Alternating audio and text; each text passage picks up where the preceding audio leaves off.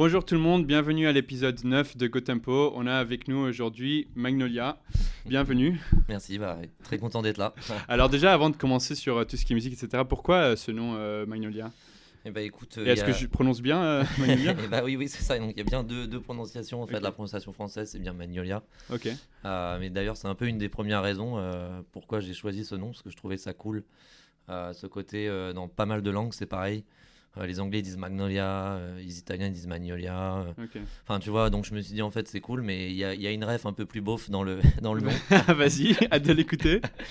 C'est vrai que j'ai commencé par la rêve classe, mais la rêve beauf, c'est qu'en fait, quand j'ai commencé un peu à faire émerger un peu ce projet, à faire les premières prods, j'ai pas fait ça tout seul. J'étais avec mes potes qui aujourd'hui, on en parlera après, mais évoluent toujours dans le projet. Ouais. Et en fait, on est des fans du film Podium. D'accord. Il nous fait beau. C'est un film en gros. Tu l'as pas vu avec Benoît Poelvoorde? Je l'ai pas vu, non. En fait, c'est vraiment une grosse connerie française et qu'on adore. Et en gros, du coup, c'est sur le sosie de Claude François.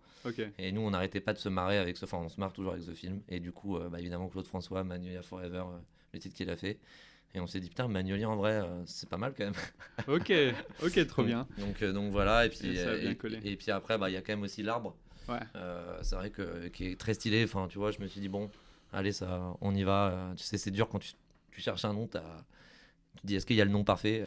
Je suis d'accord que c'est hyper dur Mais parce je suis que très surtout, quand tu dis, enfin, c'est comme un peu un tatouage, je vais dire, tu sais, où tu te dis, maintenant j'aime ce tatouage, mais en fait je vais l'avoir pour le reste de ma vie. Est-ce que dans 10 ans je vais l'aimer? C'est un peu ça. Et avec les noms, j'imagine que c'est. Moi aussi, je me suis dit, putain, ok, ce nom j'adore maintenant, mais est-ce que plus tard je vais l'aimer? Bon, moi j'ai pas de stage name pour l'instant, mais. Oui, voilà. c'est ton nom. Ouais, c'est juste ça. Il y a eu le côté sur le stance, mais en vrai, c'est un truc complètement différent. Ok, trop cool. Et du coup, c'était quand que tu as choisi ce nom? C'est quand que tu as commencé Écoute, ça a un petit peu émergé pendant le Covid. Les premières idées du projet, ça a émerdé. Enfin, ça a émergé ici. Je dirais en 2000. C'était quand le Covid? C'était genre 2020-2021, je crois. Et le projet officiellement sorti en 2022. D'accord. Tout début 2022, ouais. Ok. Mais du coup, enfin, si on retrace un peu la musique dans ta vie, ça a toujours été une passion. Tu as commencé par quoi? J'imagine que, tu sais, on commence tous plus ou moins par le rock ou par le dem ou par quelque chose comme ça quand on était adolescent. Et du coup, retrace-moi le parcours un peu classique, entre guillemets. C'est vrai que la musique, ça me suit depuis que j'ai 10 ans. D'accord. Donc ça fait genre 20 ans que je fais de la musique. Ok. T'avais ton Walkman ou pas? Ouais, voilà, c'est ça, ouais. J'avais le Walkman, ce petit truc MP3 là. Ouais. Avec la clé au bout là, et le capuchon. Mais en gros, ça a émergé. Alors, je viens pas d'une famille de musiciens. C'est vrai qu'on aime bien la musique dans la famille, mais on n'est pas une famille de musiciens. D'accord. Et j'ai commencé à vouloir faire de la guitare quand j'avais 10 ans. Ok, guitare classique? J'ai commencé par la classique, ouais. Ok, d'accord. Alors que je voulais une guitare électrique. On veut tout ça, Et moi, je voulais ça, si tu veux électrique, tu dois commencer par classique. Je sais pas pourquoi d'ailleurs. Je sais pas pourquoi on dit ça, parce que tu vois, aujourd'hui, je dirais pas ça. Je pense qu'ils veulent que tu aies les bases ou quelque chose comme ça. Enfin, je sais pas, c'est le parcours classique. Ouais, en plus, par la guitare nylon, j'ai commencé. Ah ouais. Ok. Et le fun fact, c'est que d'ailleurs, bon, ça épilogue un peu le truc, mais en gros, quand j'ai commencé la gratte, en fait, moi, je suis un peu ambidextre. Ah d'accord. Donc, mais c'est bien ça, non, pour un joueur. C'est pas mal, ouais. En fait, il y a plein de trucs que je commence un peu main droite, main gauche. Et du coup, le truc, quand je suis arrivé dans le magasin, le mec il m'a dit bah c'est quoi ta main? Je fais bah écoute, je sais pas quoi. je vais commencer soit gaucher, parce que il me donnait les deux. Je fais bah je sais pas, il y a un lieu, il me fait en vrai prends droitier au moins. Tu te vois moi chiant, tu seras en soirée avec des potes. Ouais, je suis dire. Ok. Enfin bref, ça a commencé comme ça. T'avais l'embarras du choix, quoi. C'est ça. Bon, maintenant je serais incapable de jouer de la main gauche, du côté gaucher. Ouais. Mais ça a commencé comme ça. Du coup, je vais laisser parce que sinon ça va être long. Mais en gros, vraiment, j'étais vraiment fan de rock. Tu vois, je voulais jouer un peu du hard rock, metal, ce que j'ai fait. Parce qu'à un moment, j'ai une guitare électrique. Donc voilà, c'est ce que j'ai fait. Et puis, vers 15-16 ans, j'étais un peu en mode, tu vois, guitare héros, un peu tapping, machin. J'étais vraiment dans ce délire. Hein. Ouais. Et puis j'ai découvert un petit peu toutes les musiques un peu plus afro-américaines, notamment par le blues. D'accord, ouais. Je prenais des cours vraiment particuliers. Et depuis ce moment, ça m'a vraiment... je sais pas, il y a un truc qui s'est passé. Ça m'a vraiment fait kiffer. Donc du coup, j'ai un petit peu poussé là-dedans.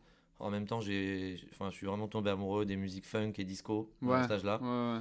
Je sais pas, il s'est passé un truc, genre je faisais écouter à tous mes potes en soirée alors qu'ils écoutaient pas ça parce que c'était un peu musique de yeuf, tu vois. Ouais, mais tu faisais découvrir et tout, parce que c'est un peu niche, surtout à cette époque-là. Bah, tu vois, voilà, alors je faisais écouter des trucs George Duke et tout, tu vois. En vrai, c'était cool. Okay. Et du coup, je suis rentré en conservatoire de jazz. D'accord. Donc j'ai un peu étudié le jazz. Ok, nice. Et après j'ai fait fac de musicologie à Rennes, du coup. J'ai eu pas mal de groupes dans le jazz fusion, enfin j'ai évolué pas mal là-dedans. Ok. Et puis quand même un projet qui a été un gros tournant chez moi, c'est un projet qui s'appelle Norois, qui était plutôt dans la pop électro. D'accord. En gros, j'ai retrouvé un pote du lycée qui était toujours dans la musique, qui n'était pas forcément dans le côté un peu jazz et tout. Et je lui ai dit, bah vas-y, viens, on fait de la musique, on tente. Et ça a été un peu un tournant parce qu'on a signé en label, en édition. On a des titres qui ont assez bien marché sur le streaming, qui ont atterri dans des grosses séries Netflix et tout. Ça a été un peu le début. Dans des séries Netflix carrément? Ouais. Ouf. Tu peux en nommer ou pas? J'ai un titre dans Emily in Paris. Ah ouais. Attends, t'as un titre dans Emily in Paris? C'est lequel? Bah c'est dans la saison 3 épisode 2, mais c'est pas un titre de Magnolia, hein, c'est vraiment un titre de mon projet qui est toujours d'ailleurs d'actualité. On avait fait une petite pause, mais là on est en train de sortir un album pour 2025. Ok.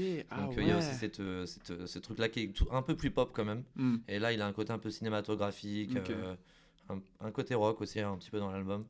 C'est intéressant ça. Je me suis toujours posé la question dans ce genre de trucs, que ce soit pour les films, pour FIFA, pour je sais pas quoi. Il y a quelqu'un de chez eux qui scout les chansons, ou c'est vous qui approchez en disant voici nos chansons, est-ce que ça vous intéresse? Donc mon éditeur qui est Roy Music, eux ils sont pas mal chauds là-dedans pour trouver un peu des synchros. Ok, d'accord. Et du coup je pense que ils contactent et maintenant se font un peu contacter aussi. Je sais que après, je sais qu'Emily in Paris, c'est une série qui cherchait beaucoup d'artistes français. Ok. Qui chantaient en français, donc on a eu une phase où on chantait en français. Ah, parce qu'en fait, dans celles qu'ils ont pris, c'est avec des vocaux? C'est pas juste et c'est d'ailleurs moi qui chante en français. C'est vrai. Mais attends, mais elle s'appelle comment cette... Le titre s'appelle Norois, Seul à vivre. Norois, Seul à vivre, vous avez entendu? L'autre projet, c'est Norois, Et je crois que c'est dans la saison 3, épisode 2. En fait, ça clôture un épisode. D'accord. Donc, c'est ouf. Mais ouais, il y a eu aussi Stinking qui était dans Lucifer. Ok. Donc en vrai, mine de rien, ça a pas mal boosté parce que tu vois, même Seul à vivre, mec, j'ai reçu un mail de Shazam en mode vous êtes en train de faire un buzz Shazam. Ah ouais. En mode le truc, il avait peut-être 100 ou 200 Shazam et aujourd'hui, il en a presque 30 000. Parce qu'en fait, ça a boosté le titre de fou. C'est ouf, c'est comme. Il y avait deux trucs par rapport à ça. Il y avait. Tu sais, Stranger Things. Tu sais, la chanson I'm gonna climb that hill, I'm gonna je sais pas quoi. Ça n'était pas connu. Et puis dès que Stranger Things est sorti, ils l'ont mis. Paf. Ouais, elle a pété. Donc en fait, avoir une chanson bien placée, en fait, c'est juste une question de visibilité. Et, exactement. Parce que ça peut être un banger, mais personne n'écoute. Et du coup, vu qu'ils l'ont mis dans le truc, tout le monde dit ah, mais c'est quoi ce banger? Et puis c'est vrai qu'aujourd'hui, il faut quand même le dire, c'est quand même. La synchro, et depuis quelques années, c'est ce qui fait aussi percer pas mal de musique. Exactement. Parce que ça donne de l'expo, ça donne aussi. C'est aussi un milieu où il y a énormément d'argent dans l'industrie. Ouais. C'est ça. Donc en fait, c'est un peu le milieu bankable. Peut-être ce qui marche, tu vois, ça marche peut-être mieux qu'une radio finalement. Bah justement, par rapport à ça, j'avais vu une vidéo passer sur mon feed qui parlait de Night Call de Kavinsky. Et que en fait, avant Driver, personne ne connaissait. En fait, c'est vraiment ça. C'est pas qu'il était pas connu, mais c'est vraiment ça qui l'a fait exploser en fait. Ouais, c'est ouf. S'il avait pas été placé dans ce film. Et d'ailleurs, c'est le début un peu de cette ère vraiment synchro aussi. Ça existait. Enfin, ça existait avant, je pense. Mais vraiment, ça c'est vraiment, je pense, ça a vraiment éclaté en fait ces dernières années. Ouais, de ouf. Ok, hyper intéressant. Du coup, en fait, t'as quand même pas mal de théories musicales, etc. Bah ouais, et c'est vrai que pour relier avec Magnolia, parce que c'est quand même lié, c'est aussi grâce à Norois que je découvre la production, parce que j'étais pas producteur avant Norois. C'est aussi grâce à ça que je me fais un peu kiffer à produire des trucs un peu plus électroniques, parce qu'il y avait quand même une approche un peu électronique au début du morceau, au début du projet. Et donc c'est vrai que c'est un peu la genèse aussi, c'est ce qui me permet d'avoir les armes pour construire aussi Magnolia. Ok, je vois. Et c'est quand que tu t'es dit, tu t'es levé et tu t'es dit bon aujourd'hui je vais, c'est quoi, c'est Ableton que tu utilises? Logic Pro. Logic Pro. C'est quand tu t'es levé, tu t'es dit bon aujourd'hui je vais prendre un DAW et je vais commencer à m'y mettre. Voilà, c'est vrai que ça suit un peu ce que je dis. En gros, quand j'ai commencé Norois, du coup Brice, que j'embrasse. Sur ta Brice. Était sur Logic en fait. Ok. Et en gros, quand on a commencé le projet, moi j'étais un peu le mec derrière qui j'avais jamais touché un DAW, mais j'avais ce côté. enfin guitariste, je suis aussi clavieriste. Ça aide toujours. Ouais. Et en fait, j'étais un peu derrière en mode attends, vas-y, bouge pas, je fais tel accord. Mais je l'ai regardé faire, vraiment grâce. Enfin, j'ai appris avec lui. Lui avait déjà un peu plus d'expérience. Et puis après, j'ai pris le truc en main.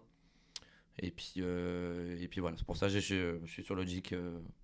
Bon, je pense qu'après, voilà, il n'y a pas de meilleur. Hein. Et c'est toujours un peu intimidant quand tu commences avec un DAW, etc. Est-ce que tu peux nous parler un tout petit peu de ta première expérience pour ceux qui veulent commencer, disons, parce que je me rappelle que moi, quand j'ai ouvert Ableton, enfin, moi, j'avais commencé avec FL Studio, puis ensuite, j'étais passé sur Ableton. Mais en fait, quand j'ai ouvert, tu sais, tu as 40 000 boutons, tu comprends R, bon, ça aide d'avoir l'expérience musicale derrière, mais... oui, ça aide, mais bon. Mais la courbe, au début, faut vraiment y aller. Il faut être patient, surtout. Ouais, c'est clair. Toi, c'était comment? Tu l'as vécu comment? Ça s'est passé comment? Bah mal, hein. Ça t'a mis combien de temps aussi? Ouais, on commence tous comme ça. Vous voyez, faut pas se décourager en fait. C'est ça. Ouais. Ah, ça commence mal, hein. C'est vrai que c'est dur. Hein. Ouais. Enfin, c'est pas dur, mais c'est vrai que, franchement, pour être franc, j'ai des souvenirs de gros moments de frustration. Ouais.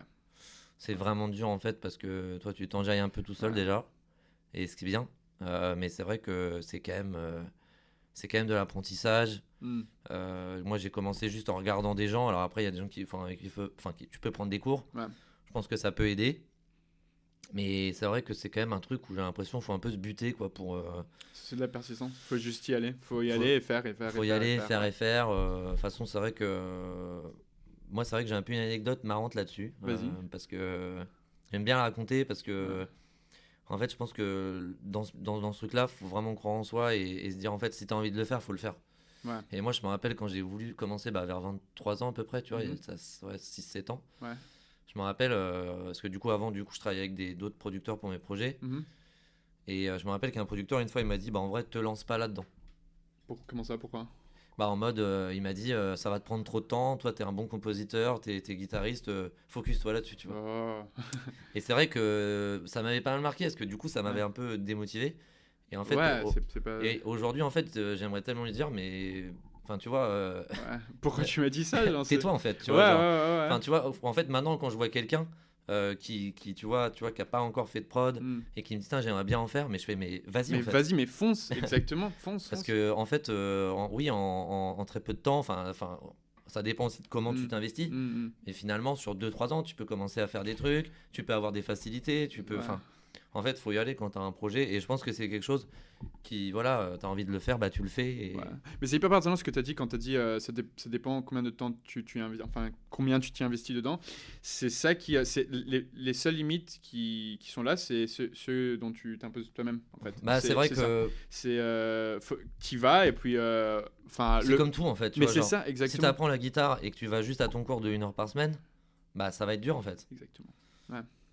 Moi c'est vrai que la prod ça a été un moment où c'était tous les jours, tu vois, genre je me suis vraiment buté et par contre c'est vrai que c'est dur parce que t'as pas beaucoup de résultats au début. Après encore une fois c'est mon expérience, peut-être qu'il y a des gens qui commencent et c'est ouf hein. Et souvent on voit pas les résultats en fait, c'est comme quand on maigrit ou on prend des muscles ou des trucs comme ça, vu qu'on se voit chaque jour en fait et on voit pas tous les résultats. Exactement, on en parlait dans un autre épisode où en fait parfois même maintenant tu vois je me dis putain j'arrive pas, je fais de la merde, je sais pas quoi, puis il suffit que j'aille réécouter un truc que j'ai fait il y a un an, tu vois clairement la différence en fait, directement tu vois et tu dis bon en fait non j'ai du progrès même si on le voit pas, tout le temps passé dessus. Après bien sûr il y a une manière de 1 heure passée à faire quelque chose, 1 heure passée à faire quelque chose d'autre, il y a quelque chose qui est plus efficace que l'autre, mais quand même être sur le dos, c'est ce qu'il faut en fait. Il faut être là à faire, à pratiquer. C'est dur, moi je sais que je suis très perfectionniste, mais pas dans le bon sens finalement.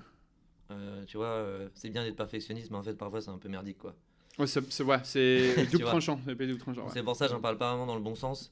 Ça m'a un peu pesé au début en fait, ce côté tu sens que c'est pas assez bien, tu vois, genre, et puis après t'écoutes des trucs qui sont masterisés que t'adores, et puis t'es là en mode c'est ouf, je suis pas du tout au niveau. Il y a cette courbe de ton goût qui est vraiment haut et puis ton niveau de prod, et en fait ça te frustre parce que ça n'arrive pas à exactement égaliser ton goût, mais ça met énormément de temps. Et c'est aussi pour ça que, par exemple, quand je disais pour le podcast, montrer un peu le travail derrière, justement, ce que tu viens de dire, t'écoutes une track d'un artiste qui est vraiment bien et tu te dis, putain, waouh, il a fait un gros truc, tu vois. Et en fait, quand j'interviewe un artiste, parce qu'on se dit, waouh, il a fait un truc de ouf, on se dit peut-être qu'il a mis du taf, mais en fait, on voit pas tout le taf qu'il a pu faire derrière pour en arriver où il est là. Pas juste le temps qu'il a passé sur cette chanson, mais les années qu'il a pu passer, des moments où il a eu des doutes, où il voulait même arrêter, où il s'est dit... Exactement. C'est ça. Et pour en arriver là... Moi, c'est vrai que je sais plus... quand j'avais... je me rappelle qu'une fois, j'avais parlé avec le patron là, de Roy Music, là, avec Rodolphe, et je lui avais dit... Putain, on a mis le truc, on l'a fait. On parlait d'un morceau. Ok. Ils étaient super contents en gros, mais ça m'a un peu marqué parce que je crois que je lui ai dit, le truc, on l'a fait en une après-midi, tu vois. Ouais. Et c'est frustrant, tu vois, parce que parfois on passe des semaines et tout. Il me fait, non, Clément, tu l'as pas fait en une après-midi. Ça fait 10 ans que tu travailles dessus. C'est comme l'histoire de Picasso là, tu sais, quand je sais même pas si c'est vrai ou pas, mais c'est exactement le même exemple. C'est en mode Picasso qui était dans un café et qui a fait un petit gribouille sur un papier et il allait jeter à la poubelle et la serveuse lui a dit est-ce que je peux la voir parce que ça vaut énormément et tout, et il lui a dit bah non, et du coup il déchire et jette à la poubelle. Il dit bah ça vous a mis 2 minutes. Il dit non, ça m'a mis 40 ans. Tu sais, pour en arriver où il en est, Picasso, là, tu vois, c'est vrai en fait. C'est ça. Après, de toute façon, c'est toujours une question de point de vue, la vie, quand tu penses. C'est ça. Mais aussi, d'ailleurs, tu sais, il y a des... Je sens que ça, c'est une question aussi de flow, tu sais, être dans la zone. C'est en mode, parfois, j'ai une track, je pense que c'est comme ça, souvent pour beaucoup d'artistes, t'as une track où tu vas mettre vraiment énormément de temps, t'arrives pas vraiment, enfin, ça stagne, je sais pas. Oui. Et puis, t'as un autre moment où juste, tu sais pas ce qui s'est passé, et bam, en quelques heures, t'as pondu un truc, mais super, et c'était juste un truc dans le flow comme ça. Où, c'est vrai, hein. Souvent je trouve que c'est les meilleures chansons, ça, quand juste t'as un truc qui arrive comme ça. J'ai un peu envie de te dire que t'as raison, je suis un peu d'accord. On ressent tous après bien sûr faut polish et tout le truc, mais ouais, parfois c'est comme ça, et puis c'est un peu la magie de l'art aussi. C'est vrai que parfois je crois beaucoup au geste artistique, tu vois, ce premier geste, tu vois, ce truc, une pureté en fait, que j'ai l'impression quand tu remets de la peinture sur le truc, parfois j'aime bien faire des analogies avec d'autres arts, tu vois, pour comparer avec ma musique. Ouais, c'est vrai, c'est bien ça. Et c'est vrai que parfois tu remets des couches de peinture, t'es là, vas-y, je remets un peu de ça, je remets un peu de ça, puis à la fin t'es là en mode, est-ce que j'ai pas perdu l'âme en fait de ce que j'ai fait émerger au début. Exactement. Et c'est vrai que parfois il y a des œuvres où t'arrives juste à, tu vois, t'es là en mode, bon bah en fait là c'est bien comme ça en fait. 100%. Parfois, less is more. C'est ça. Aussi. Après, voilà, je pense pas que ce soit vrai de dire ça, parce que ce serait un peu essayer d'affirmer une vérité sur comment faire de la musique, enfin comment faire de l'art, tu vois. Ouais, je vois ce que tu veux dire. Et mais il y en a pas en fait. C'est emphasis sur sometimes. Ouais, je suis d'accord. Parce que parfois, justement, je trouve que, enfin, comme tu dis avec la peinture, je mets trop, je dis, en fait. L'essence du truc que j'avais au début, il est un peu parti, tu vois. J'aurais dû laisser un peu plus ce que c'était, tu vois. Mais moi, ça m'est arrivé sur des œuvres que je regrette après coup, en fait, d'avoir. En fait, au début, tu vois, je me rappelle de certaines œuvres que j'avais faites où je suis là en mode. Tu vois, à la fin, t'es là, putain, c'est pas mal, mais tu vois, il y a le piano qui se bouffe avec la basse et tout machin. Ah, vas-y. Mais en fait, ça avait l'âme quand même, tu vois. Ouais. Et du coup, j'ai reproduit le truc. J'ai changé pas mal de choses. Et en fait, je l'ai sorti comme ça, avec cette nouvelle version. Et maintenant, quand je la réécoute, je suis en mode putain. T'aurais dû. En fait, c'était techniquement moins bien avant. Ok. Ouais. Mais dans l'âme du morceau, c'était vraiment mieux en fait. Je vois ce que tu veux dire. et en plus de tout ça, je dirais qu'on a du mal, nous, créateurs de notre propre musique, on a du mal à être assez objectif en fait. Vu que tu crées ta musique, les gens vont l'écouter d'une différente manière que... Enfin, tu sais aussi, il y a ce truc de... une chanson que tu as faite qui toi, tu l'as juste faite. Et finalement, c'est la préférée de tout le monde. Et puis une que tu as adorée, tu as passé énormément de temps. Ça va, tu vois. Et tu te dis, mais quoi? Enfin, tu comprends pas trop ce qui se passe. C'est bizarre ça. Hein. Ouais. 100%. C'est un peu chiant d'ailleurs. Mais c'est ça hein, le truc. Je veux beaucoup passer Disco Express. Okay. Est-ce que tu peux nous en parler un peu? C'est Bien quoi c'est vrai, non, mais c'est vrai que ça fait un peu partie de Magnolia parce que déjà Disco Express, donc c'est un label. Okay. Un label qui est basé à Paris? À Londres. À Londres, d'accord. C'est ça, et c'est aussi quand même des organisateurs de soirées. Ok. Pourquoi tu vois beaucoup passer ça? C'est parce qu'en fait, quand j'ai un peu lancé le projet officiellement, j'ai contacté des labels. Et c'est là que j'ai fait ma première release en fait sur ce label là. Ok. Donc j'avais envoyé. C'était quoi d'ailleurs c'est assez marrant d'ailleurs. J'avais envoyé du coup pour faire le lien avec ce que tu disais avant. J'avais vraiment pensé à un track qui s'appelle Fantasies, qui est sorti du coup quand même sur Disco Express sur le parce qu'il y en a eu un autre que je présente après. Et ce titre-là, vraiment, c'est le titre où je me suis dit, putain, là, vraiment, j'ai un truc, c'est ouf. J'avais vraiment poussé à fond, j'avais travaillé vraiment le truc en longue haleine, j'avais travaillé le mix avec un ingénieur. Après, bim, on était parti au master. Enfin, vraiment, là, j'avais poussé le truc à fond en mode, ce track, il est magique, tu vois. Et tous mes potes me disaient, ouais, il est magique, il est magique. Et donc, c'est ça, avec ce track-là que j'ai démarché Disco Express. Et il me fait, ouais, t'as pas d'autres sons et tout, on aime bien sortir un peu des EP, machin. C'est souvent comme ça, ouais. Et en fait... C'est pas ce qu'ils ont contre les singles, en fait.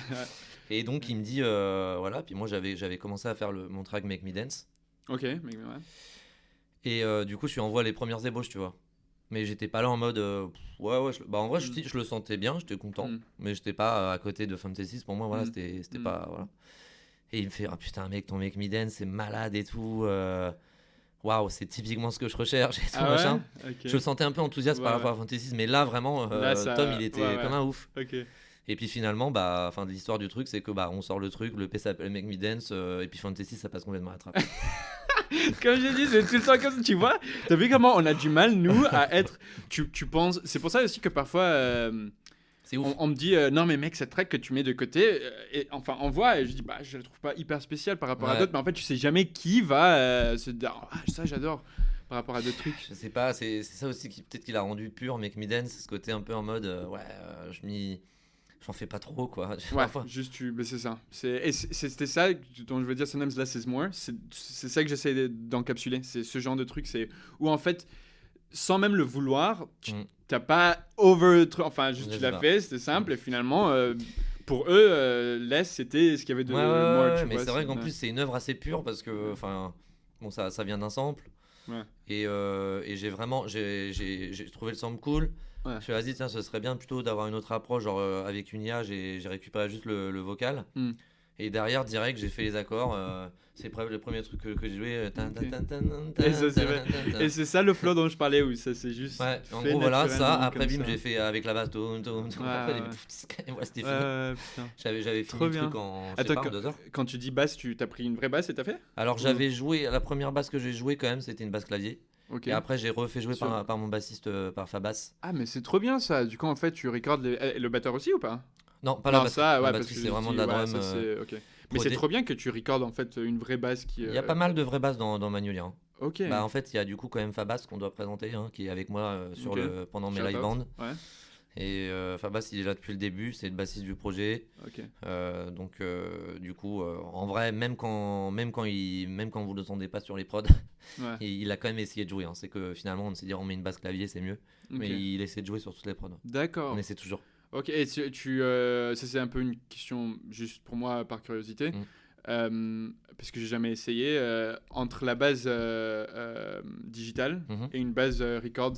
Tu ressens quoi comme différence, etc. Est-ce que tu l'entends déjà? On arrive à vraiment différencier. Enfin, si tu prends exactement les mêmes notes et tu prends digital et tu prends ce que lui il a fait, est-ce que tu... en soi, là, ce qui est pareil, c'est que tu viens quand même travailler des fréquences assez similaires, tu vois, quand même dans le bas med.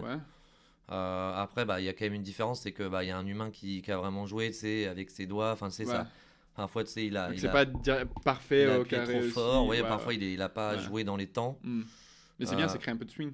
C'est ça. Après, toi aussi, quand tu joues, finalement, tu joues pas forcément dans les temps. Mais bon, c'est vrai que tu fais comme taille en un bouton. Je sais pas. Moi, je teste toujours les deux. C'est vrai que je défends une musique assez vivante quand même.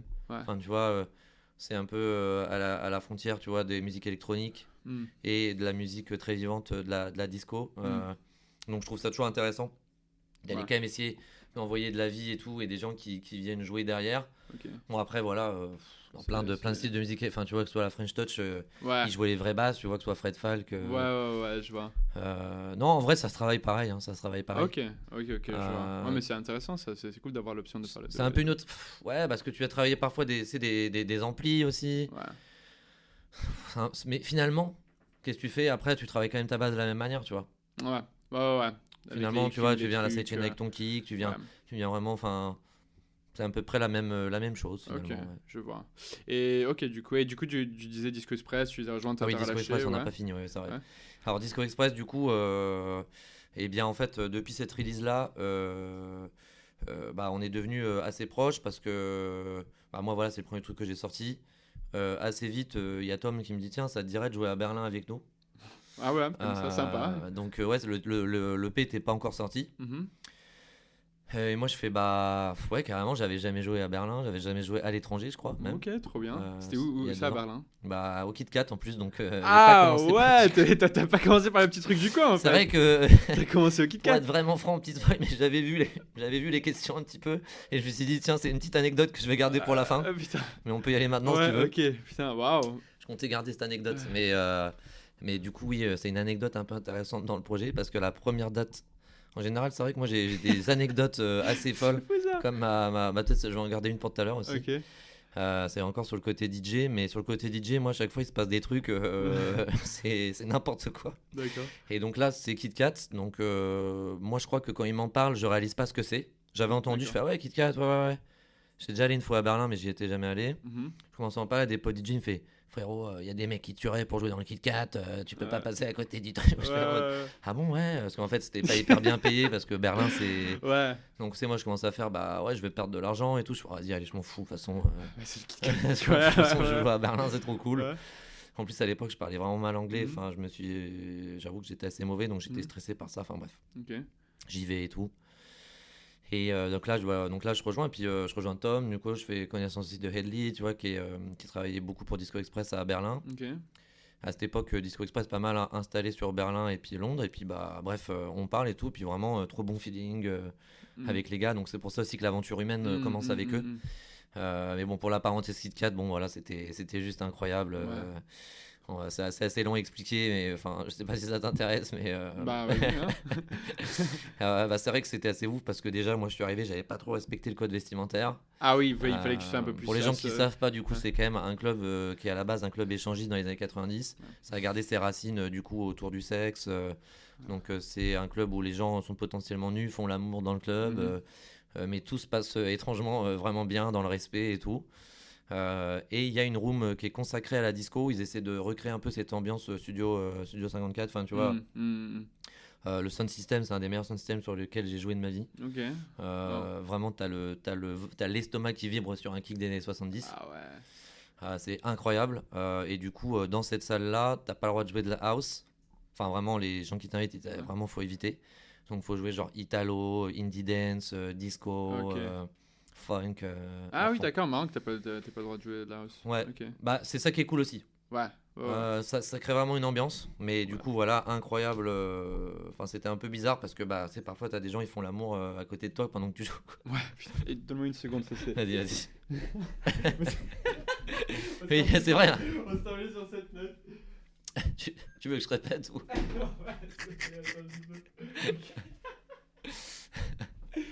C'est bon.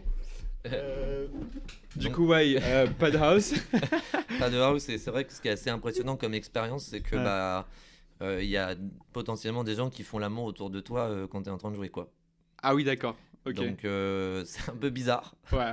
Mais en fait, j'imagine, tu sais, pour ton premier truc, t'arrives et tu débarques et en fait. C'est ça en fait. Donc moi, j'étais pas du tout dans le dress code. Donc au début, déjà, il failli pas rentrer. Ok. Même en tant qu'artiste. Même en tant qu'artiste. Donc le VJ, il me fait non, mais je fais ouais, mais je suis DJ, machin, non, mais on s'en fout. Ouais. Je fais mais comment là, on trouve une solution? Ah on s'en fout. Et donc du coup, ça a duré 15-20 minutes jusqu'à que tes collectifs à l'intérieur viennent me chercher. En fait, t'as pas le droit d'avoir des chaussures blanches. Ok. Ce que j'avais. Puis j'avais un peu ma chemise à fleurs, un peu Magnolia. Et c'est un peu de ma faute parce que j'avais reçu un peu un document, un petit vite fait avec le dress code, mais je fais bon, c'est peut-être pour les invités ou. Enfin, vraiment, c'est le premier lieu que je vois de ma vie où le DJ peut pas être habillé comme il veut, quoi. Ouais, je vois ce que tu veux dire, ouais. Mais du coup, c'est vrai que c'est assez strict. Je m'en suis un peu voulu parce que c'était un peu respectueux. J'étais là en mode, putain, merde, je suis un peu le con, quoi, ça se fait pas. Ça arrive. Quand je suis revenu jouer, ce que j'ai rejoué, j'ai été un peu plus dans le dress code, même si bon, c'est un peu bizarre, hein, tu vois, parce que c'est un peu ambiance lanière en cuir. Tu vois, faut aimer quand même, et les DJ doivent être dedans, tu vois. Ok. Bon, bref, moi j'avais réussi à trouver un petit peu un truc pour. Mais bon, c'est une expérience. C'est une expérience. Et du coup, ça commence comme ça avec Disco Express. Ouais. C'est pour ça qu'on est resté liés. Ça nous a un petit peu liés, je pense. Ouais, c'est quand même une expérience. Parce que c'est minuit 8h qu'on avait fait. Hein. Alors, moi, j'ai pas fait minuit 8h, on était 3-4 DJ à s'alterner. Ok. Et du coup, t'as vu des trucs chauds entre 2-3 transitions comme ça, à droite à gauche? Oui, ah bah Ouais. oui, hein, oui, Putain. il y a des Ça, endroits. c'est chaud. Alors après, c'est assez impressionnant parce que t'as une main stage qui est un peu techno, Ok. t'as une salle où t'as des groupes de jazz qui jouent un peu enfin, ouais, du jazz un peu, c'est salsa parfois, Ouais. tango, enfin vraiment t'as des. Hmm. Et bref, en tout cas, Disco Express, ça commence comme ça. Pour un peu revenir sur le sujet, on s'est vraiment rapproché parce qu'avec Tom, Hmm. qui est Bustin' Loose, du coup, qui est un peu le patron du Ouais. label, Ouais. on s'est pris d'amitié. Et du coup, j'ai continué à lui envoyer de la musique. Ok. Donc, je re-signe sur de la musique sur Disco Express. Je fais un peu de A&R pour eux. J'aide D'accord. sur les nouvelles démos. Ouais. On a joué, enfin du coup oui, je suis quand même aussi, j'aide du coup Disco Express sur Paris. Hmm. Je suis un peu le représentant. Hmm. Enfin en gros, Hmm. j'organise les soirées sur Paris. Ok, c'est toi qui organise ça. C'est ça. Ouais. Alors, toutes les Disco Express, que c'est moi qui trouve les Ok. lieux, voilà, qui les organise et qui les représente. Trop bien. Et du coup, en termes de DA, j'imagine que vous êtes vraiment dans la disco. Et vous Bah faites écoute, pas. c'est un peu intéressant d'en parler. On en souffre un peu de ça. C'est-à-dire, ça veut dire que Moi, je trouve que vous la marque, restreignez trop. je trouve que la marque en souffre. Bon après voilà, c'est pas moi qui ai créé. C'est vrai que le fait d'avoir un style Hmm. dans le nom, Ouais. ça nous a joué des tours, je trouve, parce qu'en fait, parfois les gens sont, putain, on va écouter de la disco, quoi. Ah, ouais, je vois Alors ce que tu veux que, dire. en fait, Je vois dans ce les que tu veux soirées, il y a pas mal de house aussi, quand même. dire. Ouais, C'est très house, mais il y a aussi de la disco. ouais. Et puis, en vrai, il y a des fois, il y a eu aussi des trucs, cool, parce que, bah, en fait, les gens, ils sont là en mode, bah, nous, on vient écouter de la disco. Ah Et, oui, d'accord. et Je en vois. fait, il y avait des soirées qui étaient plus disco. Et du coup, c'est cool parce que les gens. Enfin, tu vois, je sais pas trop comment dire. C'est un peu à double tranchant. C'est ça, exactement. Je vais très bien. Des deux côtés, Moi, quoi. je sais que, tu vois, quand j'ai fait des soirées, bah là, on a joué à Amsterdam et aussi à Paris au pop-up, Ouais. j'entendais les gens, ah, on vient pour la soirée disco. Juste Ok. ça. Ouais. Et pas. Pas une soirée de label, Ouais. mais une soirée. Là, on vient pour la soirée disco. Disco. Ce qui est intéressant, c'est que parfois, on vient trouver une clientèle qui recherche pas à écouter de la house. Donc ça peut être cool aussi parce que c'est vrai que sur Paris, on a souvent un peu ce besoin de rentrer Hmm. dans ce côté, ah, ne vous inquiétez pas, on va rentrer dedans, on va envoyer Ouais. du lourd. Ouais. Ce que j'adore, hein. Ouais. Parce que j'aime bien aussi, moi tu vois, j'ai pas de envie de jouer de la disco quand Hmm. il est 2-3 heures du mat et qu'on vient de taper 3 heures d'un truc un peu soulful. Ouais. Moi ça peut me saouler aussi et j'aime Ouais. bien, Aller un peu plus deep. voilà, j'aime bien aller jouer autre chose. Ouais. Enfin, moi je trouve ça un peu boring en tout cas, Ouais. des soirées où tu tapes 6 heures Hmm. d'un style. Je vois. Moi c'est vrai que ça peut un peu me gaver. Et je trouve que c'est ça. Bon, voilà, parfois ça. En tout cas, c'est assez personnel. Mais du coup, parfois, voilà, on a récupéré une clientèle qui voulait vraiment bah, danser sur du groove, sur de la disco, de la funk, tu Ouais. vois. Ouais. Mais du Ouais. coup, c'était cool parce que bah, il n'y avait pas ce côté, bon, c'est quand qu'ils envoient et tout. En Ok. vrai, tu vois, j'ai pris Ouais, quand même ouais. du plaisir à parfois, bon, bah là, en fait, on reste. Voilà, les mecs, on n'a pas besoin de leur mettre des gros kicks. Ok. Ça danse en Ouais. fait sur Ouais, sur ouais, les années sûr. 70. Ok, je vois. Et est-ce que vous avez déjà fait des trucs dans des endroits où vous avez plus d'une scène et comme ça vous pouvez attendez ou Oui, on du a coup déjà t'aurais un fait. truc disco, un autre truc un peu plus deep, je sais pas quoi. Ouais, on a déjà fait. J'essaie d'y réfléchir. Je sais qu'on a déjà fait des lieux, on avait plusieurs scènes. Mais en général, ça restait quand même autour. En vrai, on essaie de garder une identité. Ça Ouais. reste autour de la house Oui, et de la j'imagine que disco. ça sera pas de la Ouais. techno indus, mais Voilà, dès que ça part trop sur le côté rave 90, sur le côté un peu trop transi, acide, enfin, un peu trop sur les musiques, tu vois, électroniques, bah, c'est plus l'âme de Disco Express. ouais. Euh, Ouais. Il faut garder le Bah voilà, moi après, encore une fois, je suis trop content d'être avec eux. On a fait des trucs incroyables. trop bien.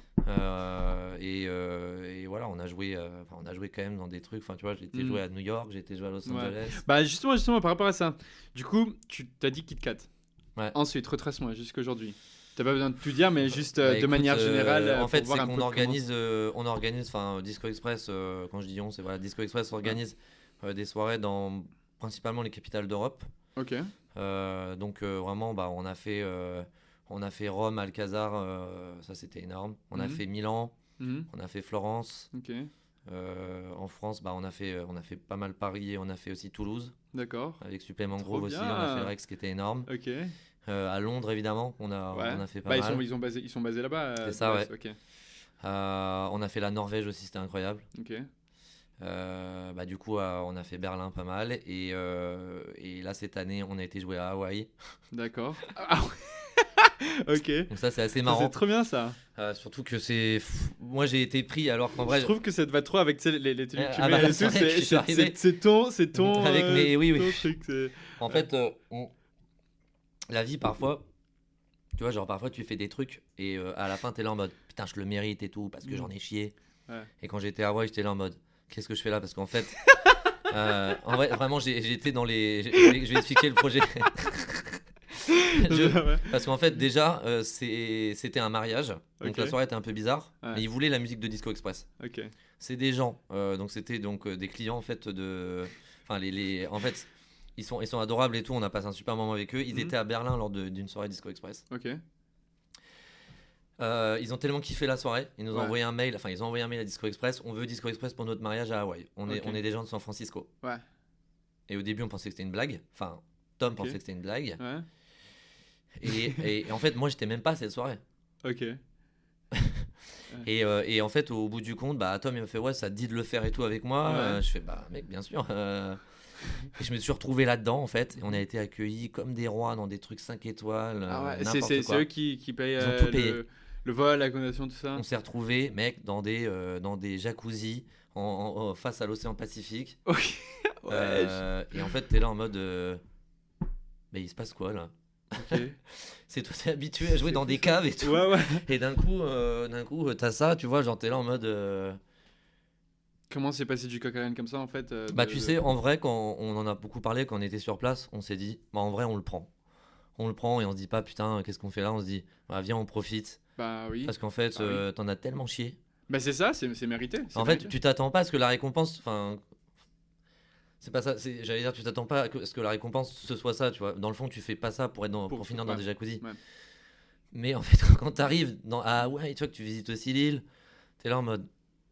Putain, ici, je prenais ça un peu comme pour une récompense, tu vois. Bah, c'est clairement. En fait, c'est ça, quand ça même- fait partie c'est du quand même truc. stylé, en Bah fait. oui, oui, clairement. Et puis t'as dit qu'en fait, ils vous ont découvert parce qu'ils vous ont vu jouer à Los Angeles, c'est ça? À Berlin. À Berlin, pardon, c'est ça. Et À une soirée où j'étais pas.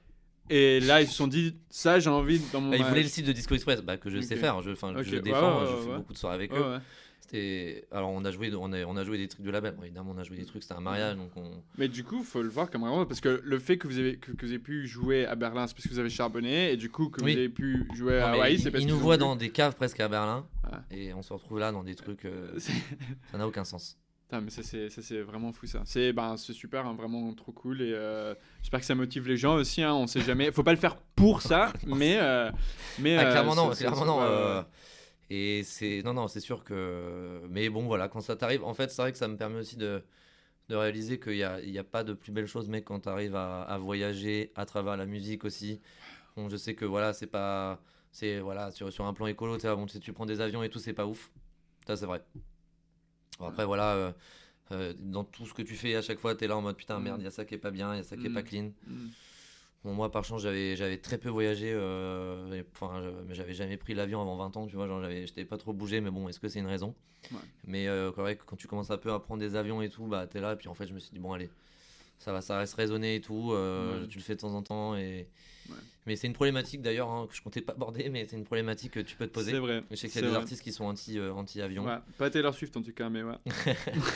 Que je respecte aussi. Bon voilà, après c'est pas évident parce que quand t'as l'opportunité, qu'est-ce que tu fais?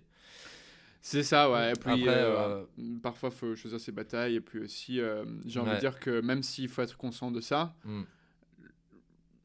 90% du problème, mec, c'est les mastodontes, tu vois. Genre, on va rentrer dans un truc un peu Ouais, sinistre et sérieux, c'est vrai, mais c'est vrai. juste pour clôturer le sujet, tu sais, toute la responsabilité individuelle, cette campagne responsabilité individuelle, c'est une campagne qui a été financée par BP, British Petroleum, tu Mhm. vois, pour en mode essayer de pas faire croire aux gens, parce qu'on a une responsabilité individuelle, Oui. mais nous faire croire que notre impact est vraiment aussi grand que ça, alors Oui. que on se met tous à ne pas prendre l'avion, on se met tous à ne pas truc. Crois-moi que les mastodontes, ils sont toujours là, et les grosses industries, c'est vraiment 90% C'est du pour truc. ça tu vois, que donc, voilà, vraiment je juge personne. Ouais, Moi c'est c'est ça, vrai que c'est- je me suis permis de le faire, tu vois, quand tu prends quelques avions et tout. Déjà, t'en es conscient, ça c'est une chose. Ça, Après, c'est, c'est vrai qu'il y a un moment, voilà, tu te dis, allez, on y va. Et, Ouais. et puis, et là, les expériences quand même sont dingues parce que, mine de rien, tu voyages. On a fait une mini tournée à New York. Tu vois, on est quand même resté 10 jours, mais on n'a pas fait un aller-retour. Mais voilà, j'avais jamais été à New York. Tu visites la ville, tu prends la vibe. Ouais, d'ailleurs, entre Los Angeles et New York, lequel t'as kiffé le plus? T'as un qui est très chaud, très beau, enfin très beau météo et tout, et l'autre qui est. En termes de. Je pense New York quand même. En termes de tout, ouais. New York? Ouais, quand même, ouais. Après, Los Angeles, c'est bizarre quand même. Hein. Ouais. C'est vrai que c'est spécial. Bizarre, c'est spécial, ouais. C'est une ville bizarre. Il y a des super trucs, mais ça fait peur aussi. Ouais. Mais New York, ça peut être pareil, mais je sais pas, il y a presque un truc moins fake à New York quand même. Ça fait bizarrement plus historique. C'est pas Hollywood, donc il y a pas plus fake que Hollywood. Ouais, c'est ça. Et du coup, ça résume assez bien Los Angeles. Ouais. Après, oui, les gigs que j'ai fait étaient mieux à New York. Ouais. Mais bon, après, ça, c'est une question de chance aussi et d'opportunité. Je pense qu'il y a des lieux qui sont vraiment très cool et ils aiment beaucoup la disco et tout ça à New York, j'ai l'impression. Non, j'ai un pote qui jouait un peu de ça et il me disait, enfin, je voyais qu'ils aiment beaucoup ça. Oui, c'est des. Oui, non, c'est vrai que je pense que pour pas mal de styles, de toute façon, dans les grandes villes, tu peux vraiment trouver ton bonheur dans beaucoup de styles. Hein. Ouais, mais c'est vrai que oui, aussi New York, c'est quand même une ville très impactante dans l'histoire de la disco. Ouais. Mais aussi de la house, enfin, tu vois, donc ouais, non, c'est des expériences incroyables, en tout cas, de pouvoir un petit peu mixer sa passion et le fait de voyager, bah là, c'est vrai que ça c'est ouf. Ok. Et du coup, tout ça, c'est avec Disco Express, et si on retrace, c'est parce que tu as relâché un EP avec eux, c'est comme ça que tu as intégré. Ouais, bah c'est qu'on est aussi devenus assez amis. Je me suis beaucoup investi aussi avec Tom. Et puis bah voilà, quoi, c'est vrai que, écoute, aujourd'hui, en soi, voilà, j'ai pas de contrat en mode, tu sais, genre, je suis signé là-bas. Ouais. Mais je suis un ami proche, en tout cas, du label. Mais justement, sur ce point, si quelqu'un veut commencer à avoir des dates, etc., tu dirais que... enfin, il y a plusieurs routes qu'on peut prendre. C'est-à-dire, on peut essayer de dénicher ça à travers collectif ou à travers des trucs. Produire pour toi, c'est une bonne piste. Ça veut dire produire, envoyer des labels et avoir des dates à travers les labels. Ça peut marcher, ouais. Toi, si tu n'étais pas avec Disco Express et tu cherchais des dates, tu ferais quoi? Tu t'enverrais à d'autres labels ou tu chercherais sur Paris ou tu... Ouais, bah déjà, j'essaie de pas exclusivement signer avec Disco Express. Ça peut être sympa d'aller découvrir aussi notre communauté. Oui, c'est sûr que produire, je pense que ça aide. Ça donne aussi, je sais pas, j'ai l'impression que ça donne de la crédibilité, alors que tu peux être un très bon DJ sans produire une prod. C'est pas la même chose. Mais bon, c'est ce qu'on dit un peu en mode, si je fais des prods, ça va aider à vendre le projet. Et je pense que oui. Mais bon. Tu construis aussi ta fanbase, hein. Tu construis aussi, bien sûr. Les gens qui aiment ta musique. Bah ouais, non, c'est clair que ça. En tout cas, je sais que moi, ça s'est passé comme ça. C'est bizarre, t'as l'impression que. Enfin, moi, je comprends pas trop, même il y a des gens, du coup, ils se sont dit, ah bah, du coup, moi aussi, je vais chez Disco Express, et puis je fais. Il y a des gens aussi qui m'ont dit ça, je fais, bah ouais, non, mais c'est vrai que j'ai pas trop. Je me suis un peu estimé, genre, chanceux, mais putain, pourquoi en effet, moi, j'ai fait plus de trucs que certaines personnes qui ont signé un label, par exemple. Bah, bon endroit, bon moment, sais, parfois, bonne personne aussi, le feeling. Il y a des trucs qui restent mystérieux. Hein, c'est ça. Après, voilà. J'ai toujours fait de mon mieux, toujours essayé de faire les meilleurs sets possibles. Peut-être que ça a fait la différence, je sais pas. On a tous un trajet différent. Et puis, tu sais, faut éviter parfois de se comparer avec d'autres ça, parce que parfois on se dit ah ouais, lui il est là, moi je fais ça, mais en fait lui il est à son niveau 8, toi t'es à ton niveau 4, en plus vous êtes même pas sur ton niveau 8 va pas être son niveau 8, enfin on est sur des trajets complètement différents. Et t'as quelqu'un qui peut commencer puis aller hyper vite, puis quelqu'un d'autre qui prend plus de temps, mais finalement c'est juste des trajets très, très différents. Et dès lors qu'on commence à se comparer, c'est source de malheur, c'est source de frustration, faut se comparer à soi-même d'hier en fait. On peut pas s'empêcher de le faire, c'est assez humain. Ouais, 100%. Il faut juste se rappeler qu'en fait, c'est ça, exactement. Non, c'est clair. Après, c'est vrai qu'il y a une autre aventure que j'ai lancée il y a un an avec du coup d'autres personnes qui s'appelle Régalade. Ok. J'avais un peu l'envie de développer une soirée plutôt parisienne, avoir un crew parisien. Ok. Et c'est vrai que c'est quelque chose aussi qui m'a ouvert aussi un peu des portes quand même. D'accord. Comment ça? Bah, c'est vrai qu'il y a quand même des lieux à Paris où c'est un peu plus cool d'avoir un collectif. Et en gros, tu vois, c'est dur parfois de se booker soi-même. Ouais. Et quand t'as un collectif, bah, mine de rien, t'es là en mode, vous inquiétez pas, nous, de toute façon, on est déjà 6 DJ. Enfin, tu vois, ça permet un peu d'arriver avec un package. Un paquet, ouais, exactement. Donc voilà, après, je sais pas si c'est un conseil à donner, mais je sais que moi, je suis trop content d'avoir créé cette aventure. Du coup, on est 6. Et l'idée, c'était d'avoir aussi une autre identité tout en gardant un peu la mienne. Mais avec Régalade, on a un style qui est un peu plus ouvert, où on est vraiment sur un collectif un peu plus house, un peu rave 90. Et ça m'a fait trop plaisir aussi d'aller jouer dans d'autres univers.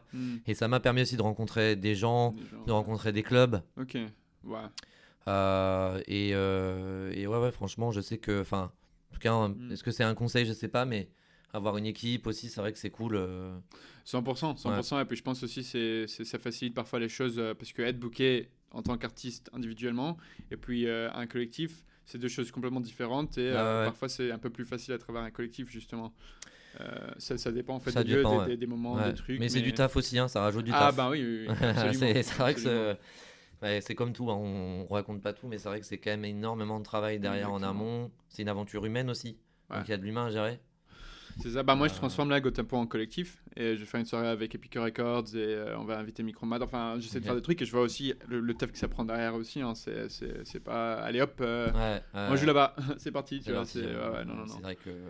Il faut envoyer un mail dès maintenant pour mai ou juin 2025. Enfin, c'est vraiment. Faut s'y prendre tellement à l'avance, tu sais jamais ce qui se passe.